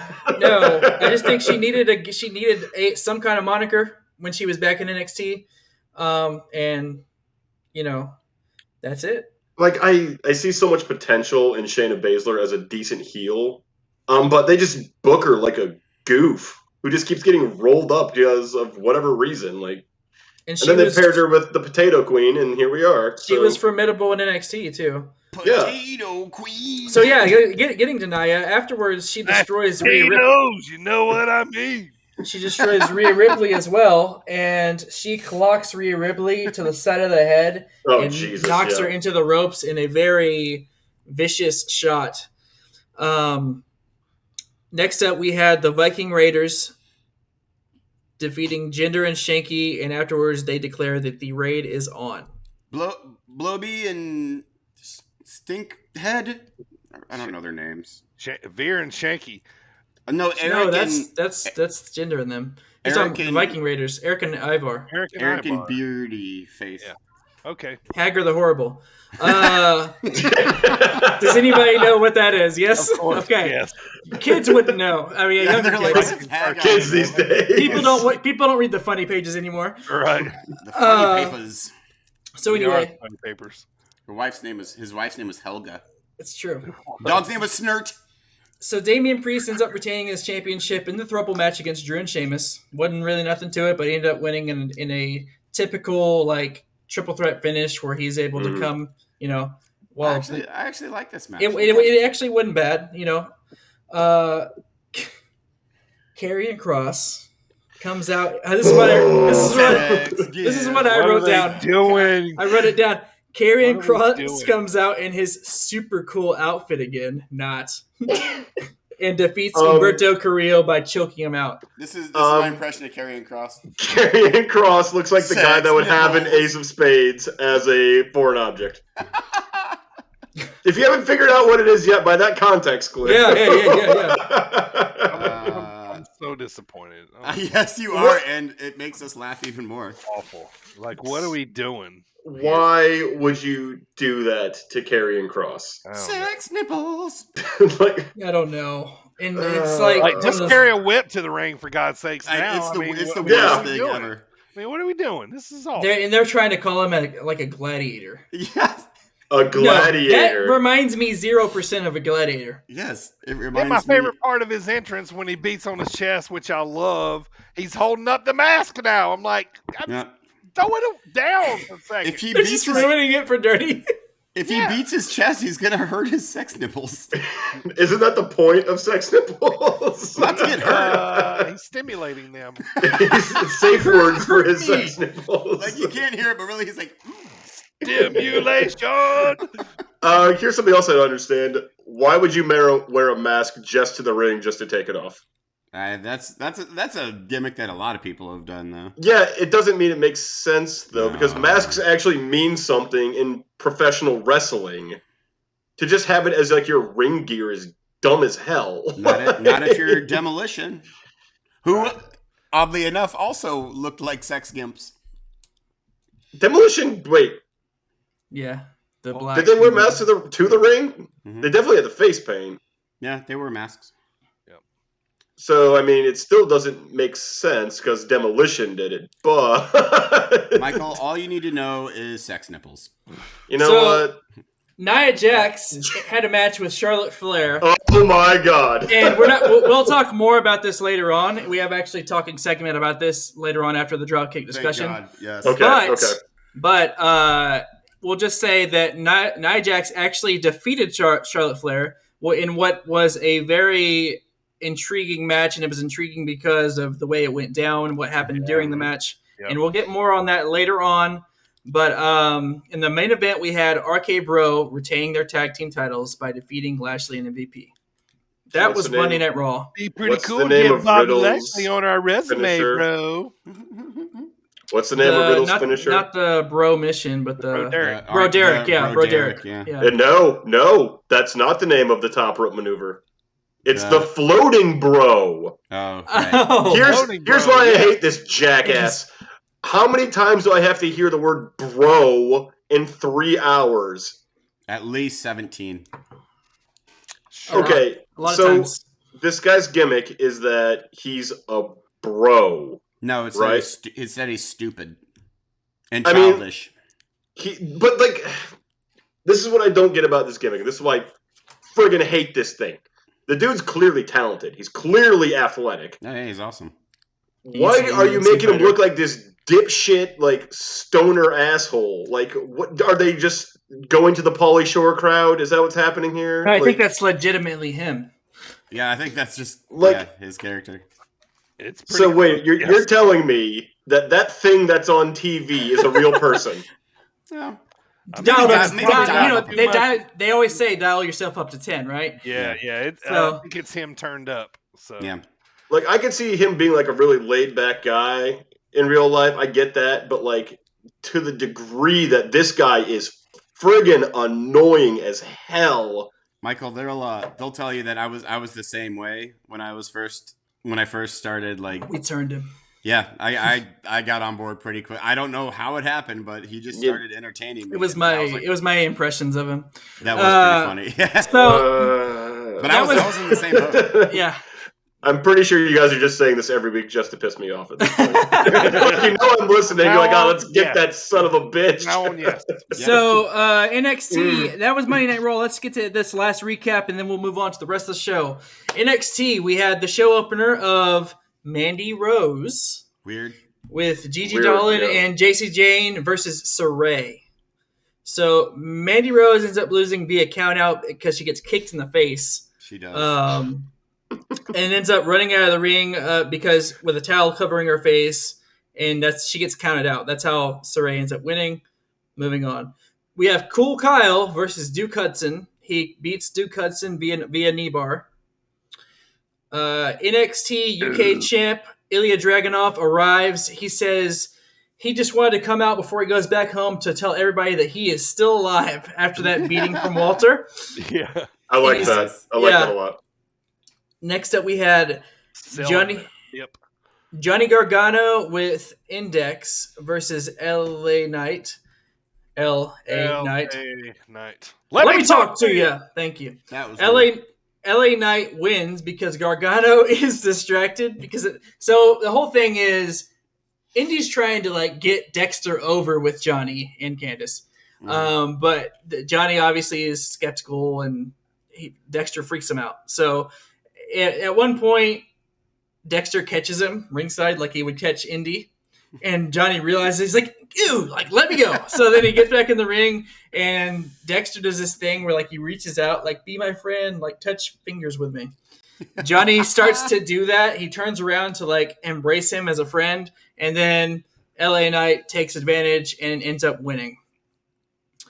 Next up, we had MSK, my dudes, backstage asking Regal to have, if they, go ahead and defend their tag titles against Oni and Danny Burch, since Danny Burch and Oni basically had to relinquish their titles because Danny Burch ended up getting hurt.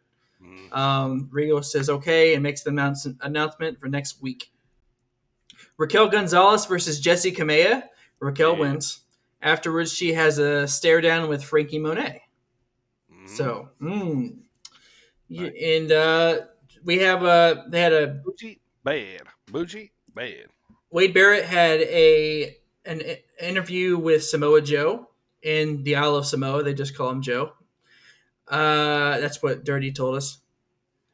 They just call him Joe. Yeah, they just call him Joe in Samoa. Yeah. So anyway, he says he needed to capture the NXT Championship to set a precedence. He's setting a standard of professionalism and says that's what it's going to take for someone to try to capture the championship from him, to basically hold that same level of professionalism and in-ring performance that he has currently. So basically, he's trying to bring kind of like an old school professionalism along with the ring back to NXT. Main event, we had Tommaso Ciampa versus Rich Holland in a slugfest. It was hard hitting for sure. Anything involving Ciampa, it's going to be. So Ciampa wins, but then he gets jumped by Pete Dunne, Oni Lorcan, and Danny Burch, but ends up getting saved by MSK. Ciampa and MSK stand tall in the ring to close out the show, and that is the weekly recap. We're done. Any questions? That is I actually really enjoyed NXT. Yeah, NXT was nice. Yeah, NXT was good. Yeah, and now I'm starting to see how this is going to look possibly post Adam Cole. Yep. Yeah, Which it looks pretty good. Yeah, it looks pretty I good. like it. All right, boys, let's get to the Dropkick discussion of the week. Sponsored by Coastland Apparel. Use promo code BirdTV for 15% off your order at coastlandapparel.com. Okay, so top 5, our favorite wrestlers' entrance music. Now, this is just music, has nothing to do with the pop, has nothing to do with the wrestler. It's basically just the music that we like. Now, associated with the wrestler, obviously, that's why we like the music, that makes us pop. So just our top 5 favorite entrance music here as we're about to get started here. Michael, you are the guest, man. Start us off at number 5 briefly. Just talk about who the song is for, what era, why you like it, etc. My number 5 is a little tune by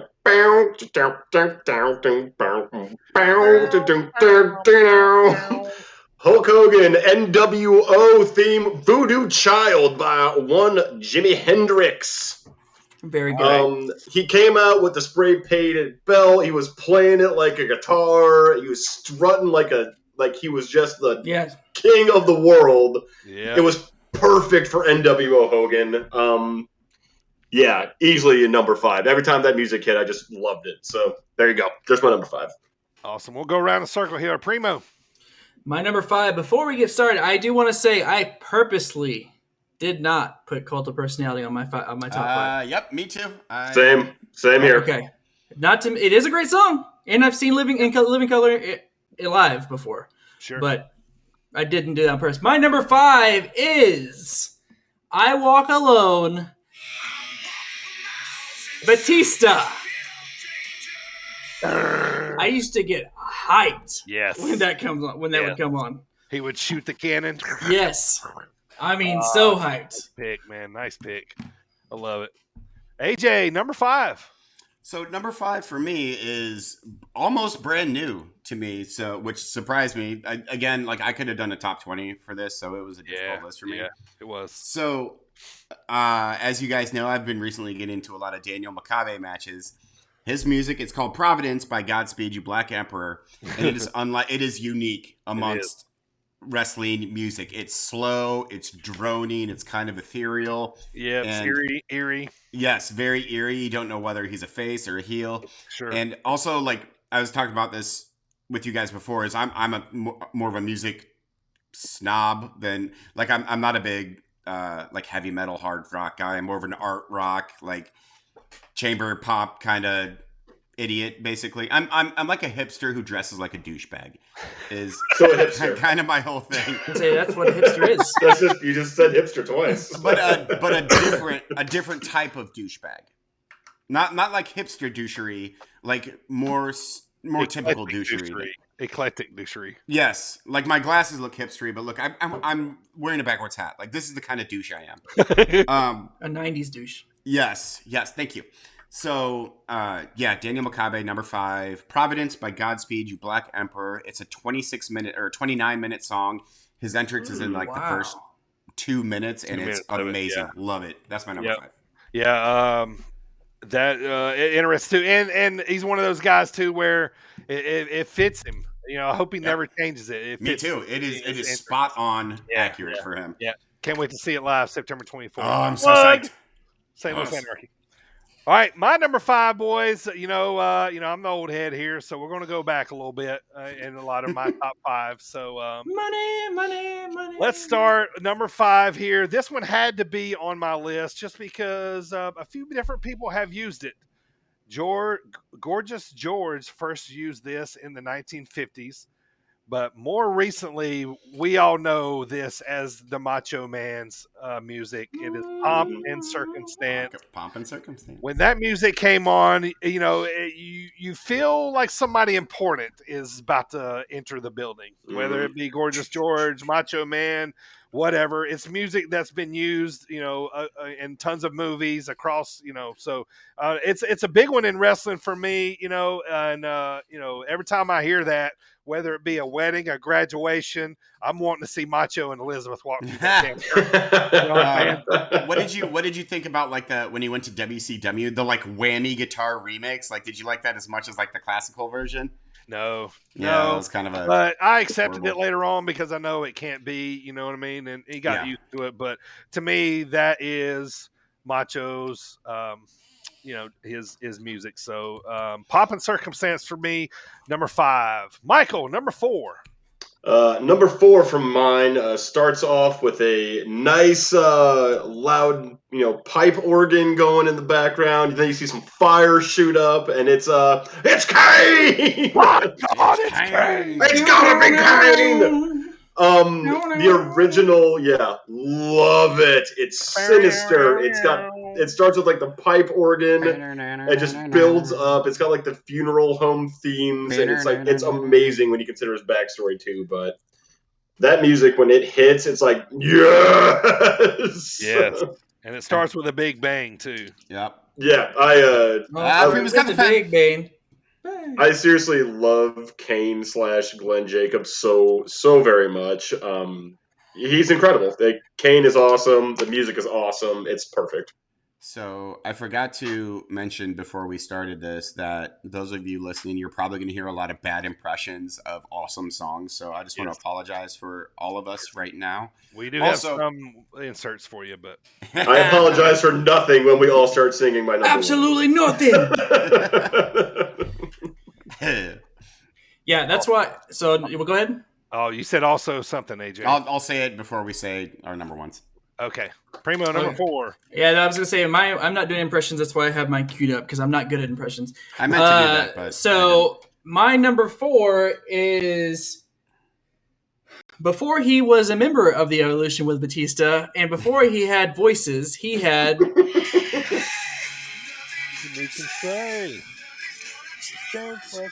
big fan of the song. I always have been. That's when he first started the pose and the gold sparkles coming out down behind him.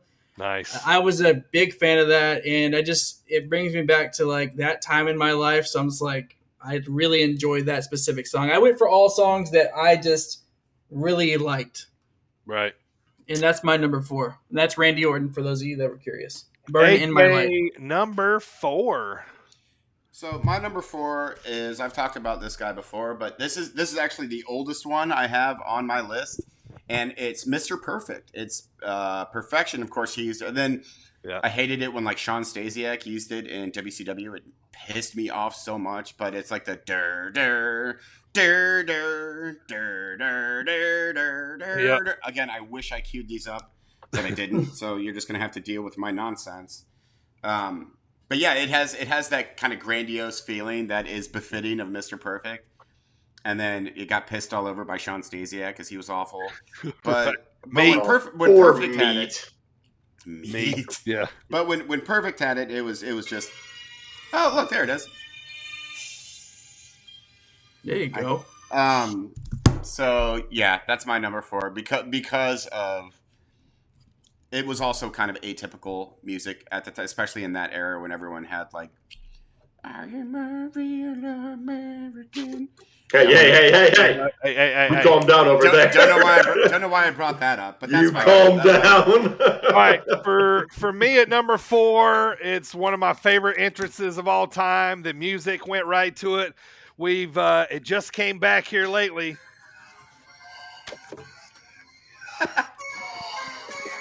I almost went on my list. It is a banger for sure. Yeah, this kind of song you can listen to going down the road in your truck, get you hyped up.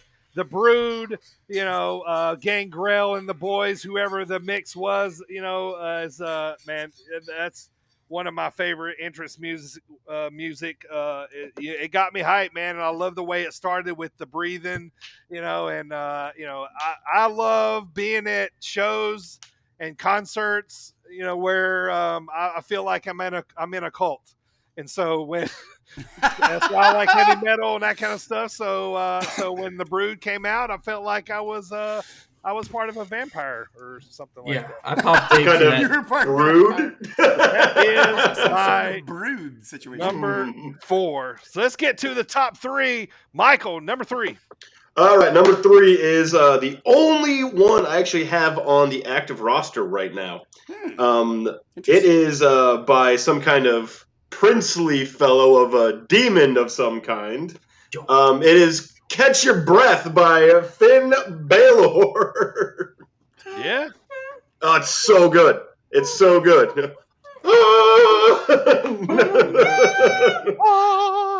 You always have You know, to. I love Finn's entrance. Always have, and that music is awesome. It's so good. And I just wanted to get to it before AJ could say it.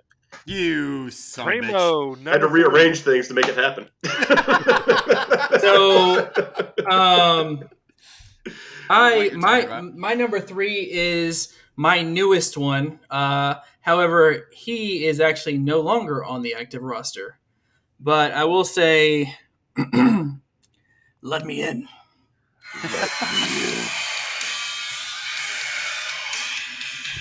And that's The Fiend, in case you were curious. Yeah, I That was love the that. Fiend. I mean, you're not going to have to say goodbye to Bray for long. He'll be in AEW before you know it. Probably part of the Dark Good pick. Order. Good The pick. unifier of the Dark Sweet. Order is And my I just prediction. love that song, that version of that song. Yeah. Yeah. I left Mhm. that one and the Wyatts off. Mm-hmm. Man, Mm. they're right there for me because I love those two. Live All Live right. in Fear is the name of the Wyatts, which didn't make my list, surprisingly enough. Yeah, Mark Brazier, something like that. Yeah. Anyway. So All right, number 3 for me is actually the only like pure rock song that I have on my list. My boy. My brother.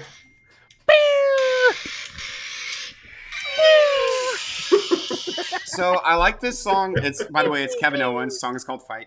Yeah. I like this song so much because it reminds me of like late '90s, early 2000s, Nine Inch Nails. Like like Trent Reznor was doing a lot of like heavy guitar stuff like that, and Got you. I'm a big Nine Inch Nails fan. Feel just fine. That was good.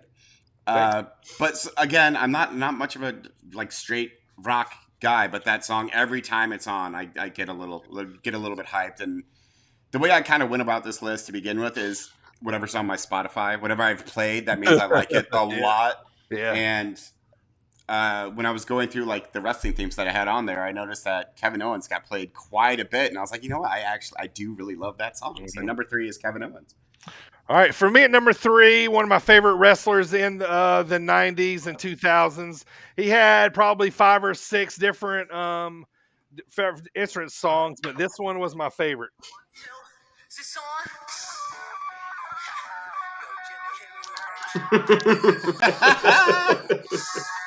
This song freaking rock, man. I used to wake my brother up. I hate you so much right now. I thought nobody was gonna. I thought I was gonna be a sleeper with this. No way.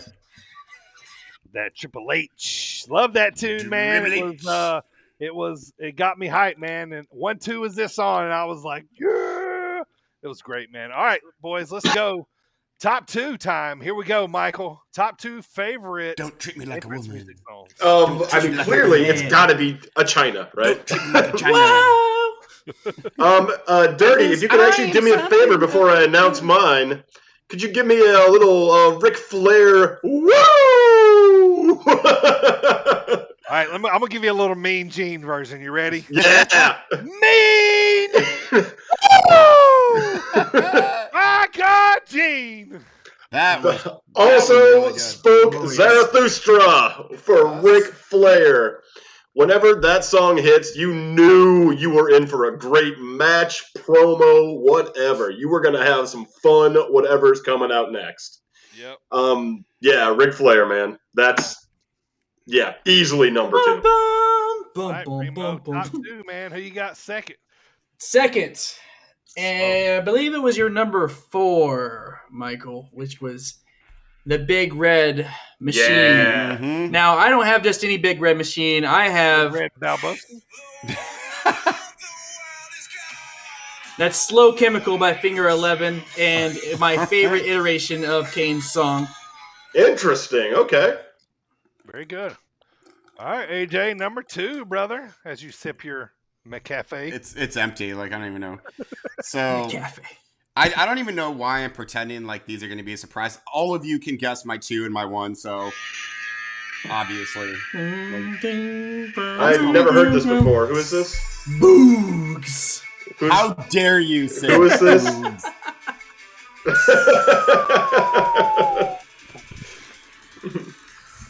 How good is this song?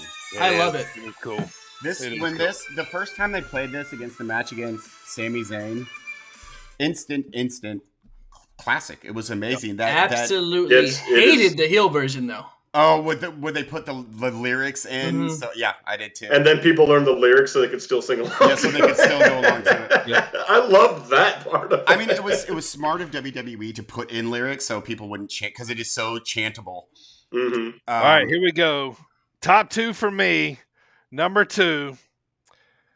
I'm a North Carolina guy, so I had to have some. North They're not going to be on Carolina my guys in list. here. I mean, This is one of the best entrance songs of all time. How do you not get hype listening to this? Man? Yeah, I am. Like, I am. like right here, fireworks going off. I mean, That make your dick hard right they there. were just right outside my bubble. I felt like that would have been a predictable one for me to put on my list. That'll Yeah, give you it would a have. wonky It win. would have. Now, my number one, yeah, I know none of you guys have, but like for me, man, like when that music hits, no matter what, like I'll 30 years from now when I'm 100, this song will hit. It'll probably get me up out of my wheelchair. It'll get me up out of my wheelchair to grab my bottle of Viagra, and it's on, baby. Time for Wonky Wang. Latino. Yes. Play more. Yeah. All right, here we go. All right. Down to the final. Our favorite entrance music of all time, or up to this point, let's say, of all time. Michael, start with number 5. Go to 1 here, real quick. Yes, sir. Okay, number 5, I've got the NWO Hulk Hogan thing of Voodoo Child by Jimi Hendrix. Then we've got Kane's Big Red theme, the original. Number 2, we got Catch Your Breath with Finn Balor. Sorry, that was number 3. Number 2, we have also Spake Zarathustra for Ric Flair. I do have an honorable mention. Got to throw in the old school Hulk Hogan Real American because it's just, yeah, it's great. You love it. Shut up, AJ. You love it. Yeah. But He's not fighting for his life. Not fighting for what's right. Yes, he is. He's fighting for Hulk Hogan to retain the championship. That's what he's fighting for. Yeah. But, with all these great music, you can't have no number 1 without the Dream, baby. The Dream. Play it. Nope. Yep. There it is. Polka dots going crazy. Just the road. He's just a common name. My belly just a little big. My butt just a little big. Hits him in the belly willy. Nice job, Michael. I make no secret of my absolute love of Dusty Rhodes and everything about him. That's a great pick. Yeah, Common Man Boogie. They did a remake. That's the remake I just played for you. But the original one is still great. It's just great for Dusty Rhodes. Only Dusty Rhodes can pull it off. It's a great, fun song. It's upbeat. It's everything that you want Dusty Rhodes. Plus, every time I hear it, I sing along with it. And, makes me think of the Hard Times promo and all the other greats that he did and just every other impression everyone has of Dusty. I love it. Two bad men in the world, Daddy. John Wayne, and he's dead. You look at the other one right here. I dine with kings and queens and eat cans of pork and beans, baby.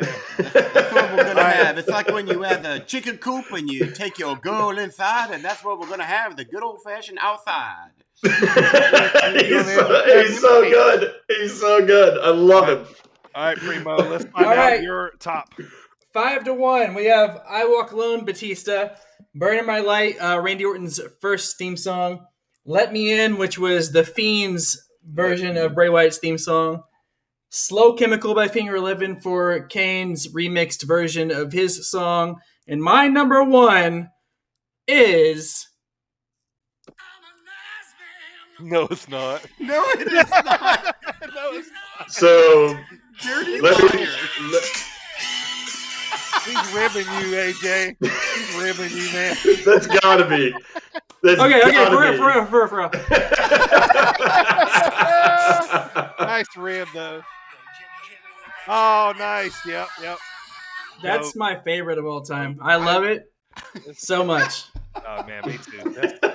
No, and you know what? The other one I was gonna put actually was this one. I was gonna play this. Oh God. Oh, I hate Velveeta so much. I always remember the machinery that was spinning that goes down in the hole of the song and it comes back out and it shows it going in. Yeah. It's like a train going into a I'm cave an ass man. Nice job. Good rib there, Primo. All right, AJ, who you got? Number 1, man. You son of a bitch. So good. Number 5 is indie sensation Daniel Makabe with Providence by Godspeed You Black Emperor. Number 4 is Mr. Perfect, Perfection. Number 3 is Kevin Owens, Fight.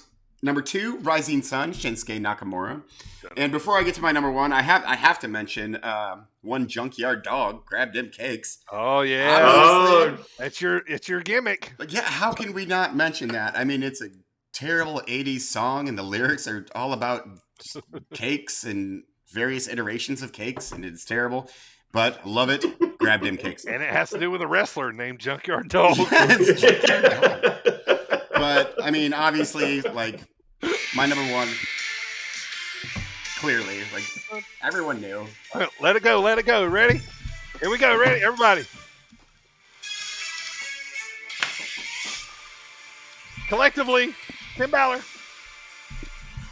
Yes, Nice. we are. this- Very good, boys. That has everything. It's orchestral. It's big. It's huge. It has some really good electric guitar in it, but more importantly, it has everything. It has a full orchestra in it. It's amazing. I love everything about it, and What it's was my amazing favorite of all was time. our synchronized Finn Balor we just did there. That was pretty slick. Yeah, it was kind of fantastic. If you're not Blind, watching, too. you don't know what you just missed out on. All right, let me get to my top pick here. 5-1, Pop and Circumstance, the Macho Man song. Number 4 was Blood by The Brood. Well, not by The Brood, but The Brood came out to it. Mm. Triple H, My Time. Number 3, Hardy Boys, Loaded at number 2. And then my number 1 song is actually a real song. This was the Road Warriors original entrance song. Yes, it's a real song. Iron Man by Black Sabbath. Everybody knows this song, but you know, when this song came on, somebody's about to get their ass kicked. Yeah. So like, and honestly too, I'm gonna be serious. Whenever I was younger and I was watching Road Warriors, that song came on. I was legit a little scared, because is it kind of was a kind of horrifying song. creepy. Yeah, it's a little devilish, and but I was a little scared too, so that made me a little more interested. And plus, too, when that song came on, Iron Man barely got out, and they were already hitting the ring, kicking ass. You know what I mean? So, Oh, yep. Not selling anyone's offense, and so forth. No. I mean, when you're getting pops that big every night, like, are you going to sell someone's off? Oh, God, no. Right. As soon as the Road Warrior pop began with this song in the beginning, and when that first riff hit, that's when the pop started originally. So, like, to me, that's the number 1 entrance song to me, music. But good discussion, boys. Very very well done all the way across the board. So my other nickname is Y2Shay. And my brother-in-law, when I would call him, Break the Walls would play when I would call him. So I never really had any theme songs that I can remember on my phone as ringtones. But I did have one as an alarm for the longest time, and I would torture myself. And it was Cesaro's original. Oh, the sirens. Oh. I hated Yeah. that Oh, wow. so much. Yeah, my wife hated me for that. That's one of the more grating themes. It's like that and like the right to censor. Right. Yeah. Entrance music. Oh, Those right are to censor. Good Lord. two of the most Wait. grating entrance musics. I've got the worst entrance music. I am a Ever. real man. No, it is far worse. Take a guess. I'm gonna go with Girls in Cars again. Worse. Nerdy, you got one? Billy and Chuck. Worse. Simon, whatever that dude was. Simon Dean. Simon Dean. Here you go. You ready? You ready? Free mode.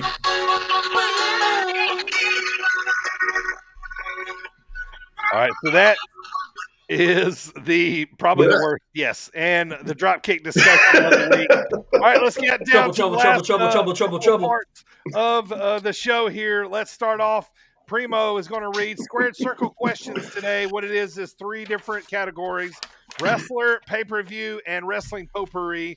We're all going to try to see if we can all get who can get the most questions right. Michael is going to play with us this week, so next week we'll come back with me versus AJ. So, all right, Primo, get us started, man. Wait, who's the champ right now? Well, it is you, but we're going to let Michael, the guest, pick the category you can first. pick the category first. Michael, what will you pick? Wrestler, wrestling pay-per-view, or wrestling potpourri?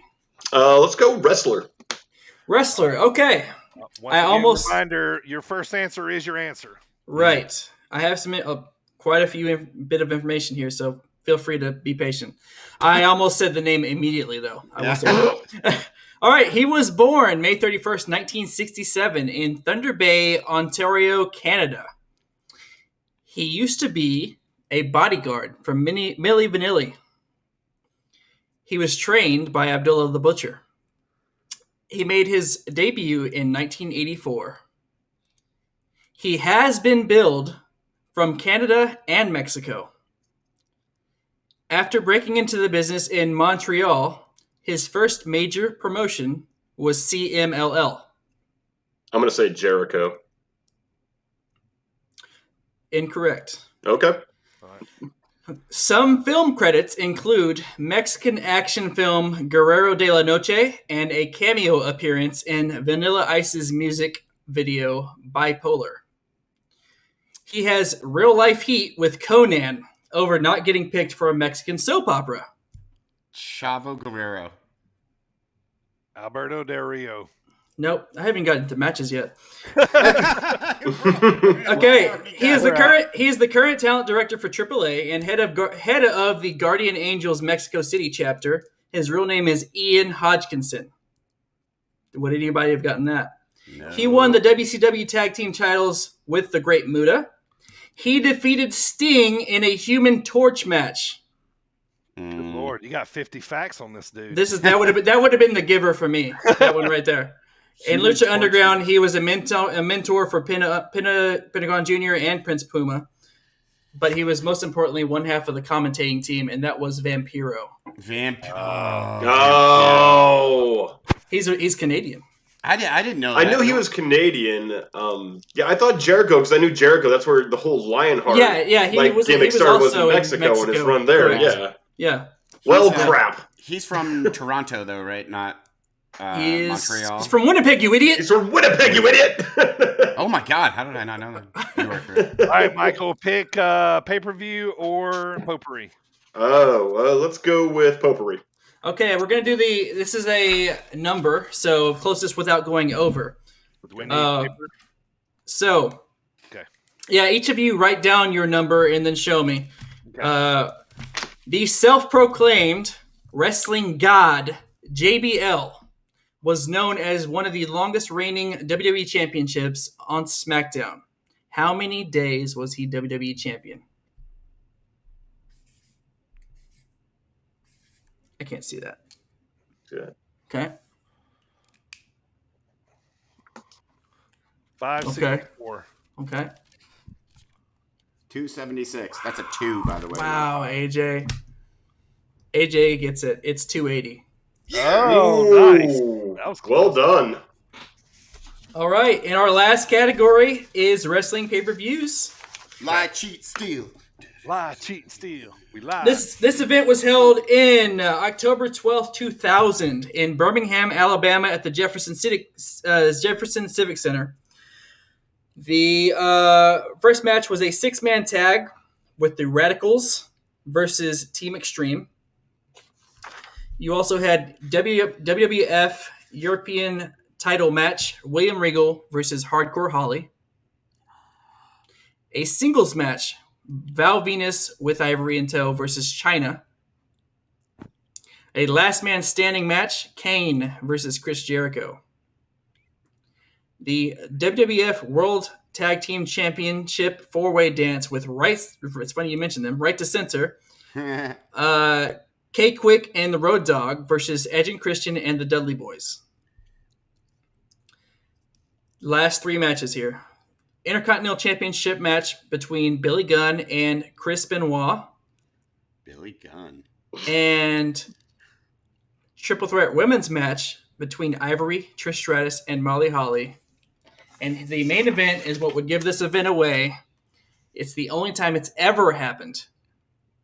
Was a World Heavyweight WWE Championship match in a 6-way Hell in the Cell match. Hell in a Cell, 2000.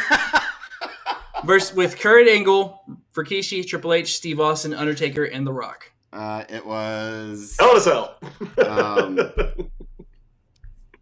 It's one of those that. Chamber 01. No, it was. Shit, I can't think of the actual. I know the. I'm looking at the match in my head right now, but I can't think of the. Last hint I'll give you. Bruce Willis once starred in this film. Weekend at Bernie's too. No. I know it's that wasn't my guess. AJ's gonna win. It's over. That wasn't my guess. I already guessed, yeah. What? Die Hard. Yeah, it's Die Hard 2000. No, it's Armageddon 2000. Armageddon. Yeah. Nice.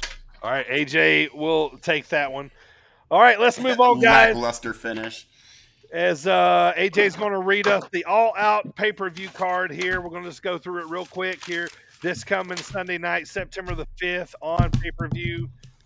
AJ's going to run the cards, and everybody's going to take a match here and just briefly pick a winner and move on. This card is stacked, by the way. So we're going to start with Dirty U, Kenny Omega versus Christian Cage for the AEW World Championship. What do you guess? Yeah, Omega retains easy. Got it, right? Yeah, Correct. The real main event, no matter where it is on the card, CM Punk versus Darby Allin. Primo, what do you think? I believe that Darby gets shined up real good, but CM Punk is not going to lose his first match. Also, speaking of, where do you think they're going to put on the card? Are they going to opener? Are they going to? I don't think it should be in the main event. I think it'll be midway through. I think it'll You think it'll be halfway through the card? Co-main. Yeah. To wake everybody back up? Co-main. Co-main? But yeah, for sure CM Punk goes over. But Darby gets a great shine.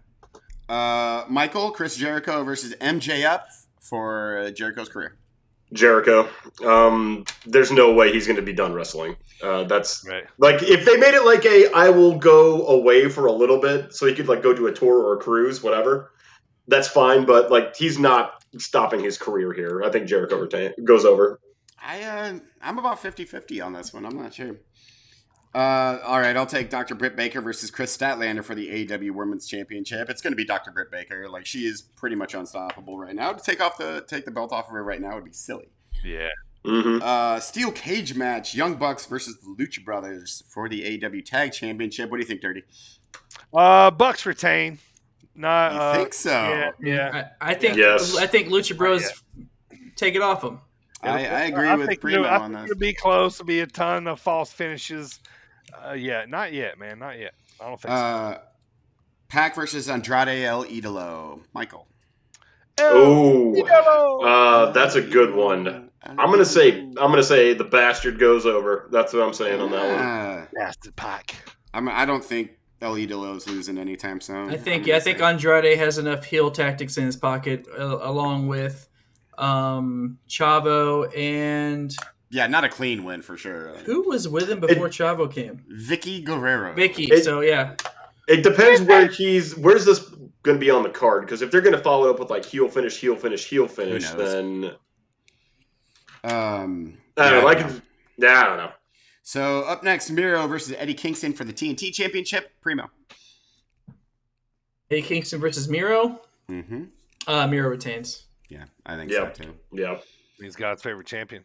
He is. And his wife is very flexible. Until the best in the world takes it away from him. His wife is very hot and also every teamer wants to speak with you. Yeah. Okay, so John Moxley versus Satoshi Kojima. Eric, what do you think? Satoshi Kojima, by the way, is former IWGP heavyweight champion. He's kind of a legend in Japan. Yeah, I'm going to say John takes this just because it's under AEW moniker. If it was under New Japan, I go Kojima. I'm going to say Mox. Oh, yeah, that's a good point. I can totally see that. And finally, the most important match on the card. I don't know how we haven't talked about this yet. And I think all of us should have a prediction. Big Show versus QT Marshall. Oh, QT by chokeslam. That's so stupid. I'm going to say the bathrooms because it's going to be a piss break match. I'm gonna say The concession stand wins. QT goes over via low blow. I'm gonna say, well, it's time to take a pill. Go get your Coke right now. And then so also there's a pre-show Casino Battle Royale for future women's title shot. Nah. Mhm. So Meh. apart from the big show QT Marshall match, this is an amazing card. I cannot wait for this pay-per-view. It's pretty awesome. And that's September this weekend. 5th. Yep. September 5th. Yep. Sunday night. So Um, you got Monday off for Labor Day. So watch it, people. Everyone well, go watch it. there's one thing too you haven't mentioned about this pay per view is that the heavy rumor swirl around one Brian Danielson returning. Yeah, I didn't want to mention it yet because Yep. We got that coming up here shortly. So Yep. let's move on right here to our promo school session of the day. Today's promo is a quick little 2-minute Jake the Snake Roberts promo. Now, this is a face promo from WrestleMania 6 where he was about to wrestle Ted DiBiase. He's fed up with DiBiase and everything that he's been doing. And so just another awesome promo. It's not like a dark one. You know, he's working face here. So, you know, it's not a dark promo, but he really is just super creative. Let's check it out. Jake the Snake Roberts, the match is at hand. Well, the $1 Million Man, Ted DiBiase. Here we are at WrestleMania, and it's the biggest match of your career. Why? Because everything you stand for is on the line, namely the $1 Million Belt. Oh, yeah. It can be yours once again. You see, all you have to do to get it back is go through Damien and me. But you see, Damien and I don't forget. We remember all the times you made people grovel for your money. These were people far less fortunate than you. People who could use your money for essentials. And what did you do? You made fun of them. You humbled them, and you humiliated them. Humble Well, them. now it's my turn. I'm going to make you beg, DiBiase. You are going to get down on your hands and knees. This time, you'll be the one Quick that's little humbled. key. Listen to This Mean time, Gene at the you'll end of be the this. one that's humiliated. And this time, you will be the one that grovels for the money. And how appropriate that the money you grovel for is your very own. A victim of your own greed, wallowing in the muck of avarice. love that word. I love that he says avarice. Longfellow couldn't have said it better. Longfellow. Longfellow. So normally I know we like kind of make fun of these promos as they're going on, but I just wanted to listen to it. Like I love Jake's promos so much, Yeah. and I just wanted to listen, so I didn't say anything. Like, just so natural, man. It just flows out of his mouth, and just another fire promo. So we'll be promo school. Jake's going to be on there a lot in the future Hell because yeah. he is just one of the best ever. And plus, that little one-liner from Mean Gene at the end was really cool. I love that part. Longfellow couldn't have said it better. I mean, I bet he could have, like Right. maybe a little bit. All right, so let's get to the rest of the show here. Big congratulations, by the way. If you've been tuning into the show, you've heard me talk about Brian Battle from High Stand MMA. He was on the Ultimate Fighter show. He is the coach of my best friend's son out there, and we've been following him the whole way since day one. And he ended up winning the Ultimate Fighter last week, so he got that UFC contract. So congratulations to Brian. Hell yeah, Well done, man. that's Nice. awesome. Good job, man. I was so excited, man. So happy to see him get that win with the rear naked choke, and excited to see him in the UFC now. And can't wait to see what happens. So congratulations to him. Nicest guy. He deserves everything that's happening to him. Great school down there as well. So just want to make sure we throw that out. All right, Michael, here we go. Tony Khan recently said he's got a few more big names coming to AEW. Daniel Bryan is the big one out there. We're starting to hear Adam Cole. Baby. Are those definite locks? You guys Baby. think those guys are definitely coming? Definitely Adam Cole- Daniel Bryanson. Definitely Or Brian yeah. Danielson. Adam Cole, maybe not. The Fiend, or not the Fiend, Bray Wyatt, I think for sure as well. Mm-hmm. Buddy Murphy is a free agent as of today. Yes, he is. I'd like to see Buddy Murphy in the. Yep. I think he would In be really AEW. good in Impact. I mean, I'll see him in AEW, but he seems like Impact would be good for him. So Yeah. anywhere else you guys want to see, Braun Strowman is wrestling EC3 somewhere. This is going to be his first show since I don't know where at. Trouble. Yeah, but he's going to be on. So anybody else y'all want to see show up here? I want to see Braun Strowman in Japan. I do. I want him to go to Japan just because I don't want him on AEW, and I don't think he'd fit in well at Impact. Yeah, but I want him to succeed. Does this are you in fantasy booking here, or someone who's like a free agent? Yeah, just anybody free agent you want to see come over there. Anybody available? Bronson Reed. Bronson Reed. Where's Bronson Reed even going to go? Bronson Reed would be great on Impact. I would love to see Wyndham show up. Old Wyndham Rotunda as his real name. Yeah. I want to see him on there because I want to know what he's going to do. Dude's super creative. He's super talented. Without being saddled with whatever garbage WWE throws at him, it'll just be interesting to see what he does with it. Yeah. Real quick, guys, who's your favorite champion in wrestling right now? We haven't done this in a while. Primo, start us off. Who's your favorite champ?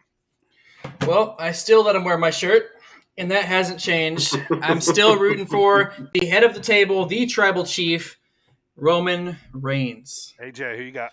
Shinsuke Nakamura. I can't do it. I can't hit the. Sounded like a pterodactyl.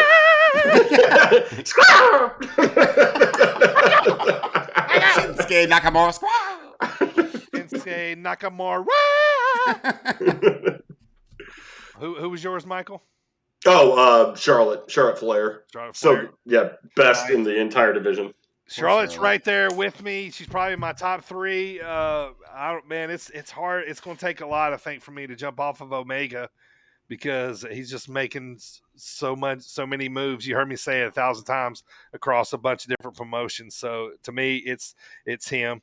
All right, a couple other notes, man. We talked about it just the other day. Matt Cardona, how awesome is he killing it as the GCW champion? This dude's getting heat. And Dude is a genius. He won't. Yes.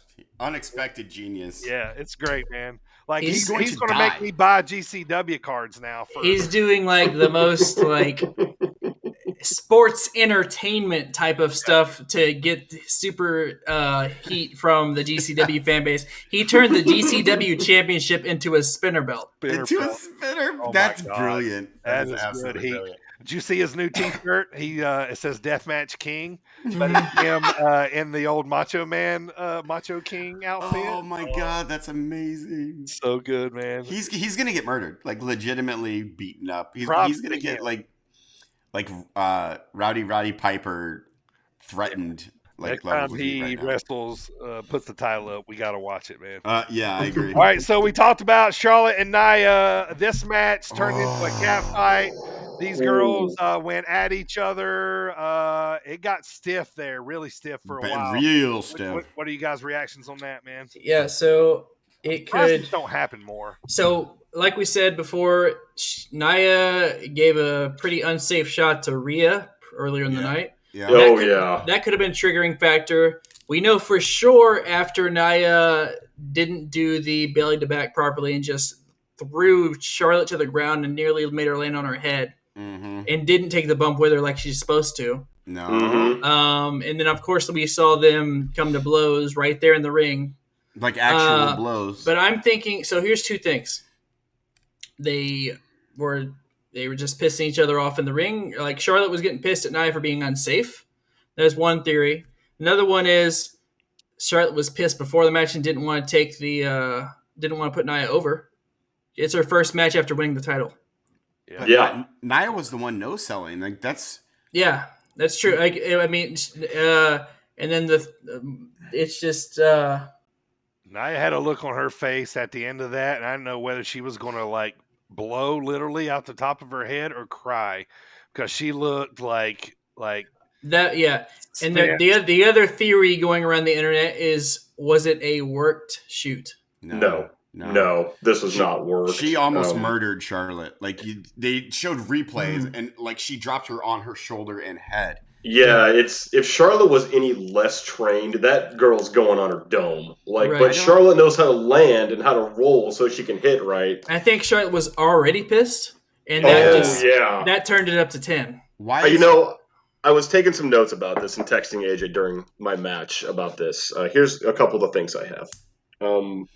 Wow, Charlotte looks pissed walking out to the ring. So immediately texted AJ, how long before she walked out did they tell her Nia Jax was going over tonight? And I wonder what her it had to have been 8 seconds before. It had to have been. As she's going through curtains. As Like, she's- oh, by the way. she's in Gorilla and Yeah, there were some awkward moments during this match too. Second, even if it was perfectly safe, they just do not work well together. Nia Jax doesn't work well with anyone. Why is she still a thing? Right. You can tell too, because you mentioned it started getting a little tense there, right? Here's another note I have: Charlotte throwing worked chops, still trying to work. Nia Jax no selling and grabbing hair and actually punching. Yeah. Yeah. So Charlotte is the one who's rightfully pissed, and she's throwing the work chops. Yeah, she's still trying to work the match. Yeah. And when Nia Jax no sells the chops, that's when you can tell she's screw this match. Screw you. You're going in a chokehold.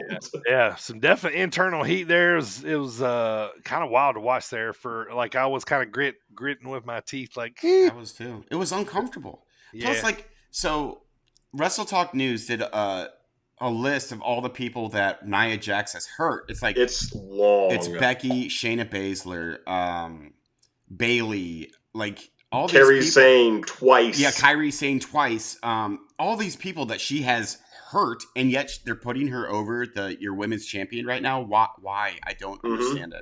And she broke Byron Saxton's heart one time too. We can't forget the emotional trauma that she's put. If you want to hear something hilarious, check out this clip of Nia Jax talking about Ronda Rousey being unsafe with the other workers. And Nia Jax is getting pissed on behalf of Alexa Bliss. And she's she's just throwing her around and she's just so unsafe. It's are you insane? Do you have brain damage? Here's a list of all the people you have messed up because you're a clod. But here you go. Yeah. That's So, pretty wild there. Do you think that Nia is protected because yes. because of who her cousin is? Yes. Yeah. No, it's not like she's his firstborn. No. I think that Vince honestly loves her. It's Well, I mean, he man meat. He clearly has a soft spot for the whole family. Well, they've done it. They've worked his business forever. Sure. I mean, but the day, the week after Jimmy got the DUI, he was out there still in the spotlight. Yeah, so I just have a hard time thinking that if they actually thought that she was unsafe. Now she's hurt people, obviously, but if I think if they actually thought that she was unsafe and people wouldn't work with her or had a hard time working with her, she wouldn't go through that curtain. That's just what I believe at the end of the day. I just don't see them sending her out there just because they're light on the roster or need a main event And her and Charlotte have wrestled before, and they have had matches previously with zero chemistry. Yeah. And it's just them two just do not mix. Yeah. Well, but then again, you go to the thing where she blasted Rhea Ripley. Yeah. That when she go and watch that in slow mo. She hits her and her head ricochets backwards because Nia Jax is a train wreck. She's the potato queen. Potato queen. Seriously, don't you potato my queen. That's what I say. Finish up the show here, boys. Any other notes I wanted to say? Matt Fitchett from AEW and all across the Midwest was on AEW Dark and had a hell of a match, man. That was awesome. Yeah, I was glad to see him on there. You guys got anything here before we finish up? Let's see. No, I don't. I've got nothing. All right. I hate Billy Gunn. I'm an ass I want man. to thank Coastland Apparel for sponsoring the show. Use promo code BirdTV for 15% off That's your great order. for the sponsorship. Remo, tell us, where can you get Sit Down Mark's podcast? You can get Sit Down Mark's podcast, obviously right here on Twitch, but also on Spotify, iHeartRadio, Apple Podcasts, Google Podcasts, Stitcher, Amazon Prime Music, Audible, and now on SportsWire Online Radio. That's sportnarium.com at 6:45 Eastern Standard Time on Friday evenings before the Thomas Bryce live show. AJ, next Wednesday, what's going on in the pod? Next Wednesday, we have our Bucky Collins interview. Very excited. It was super fun. Bucky Collins is awesome. We'll have AEW All Out recaps and reactions. Our Dropkick discussion is 5 most hated wrestlers of all time. Hint, Billy Gunn. We'll do squared circle questions. We'll do another promo school. We got all kinds of fun stuff planned for next week. Also, we got 2 interviews coming up soon. AJ, tell them.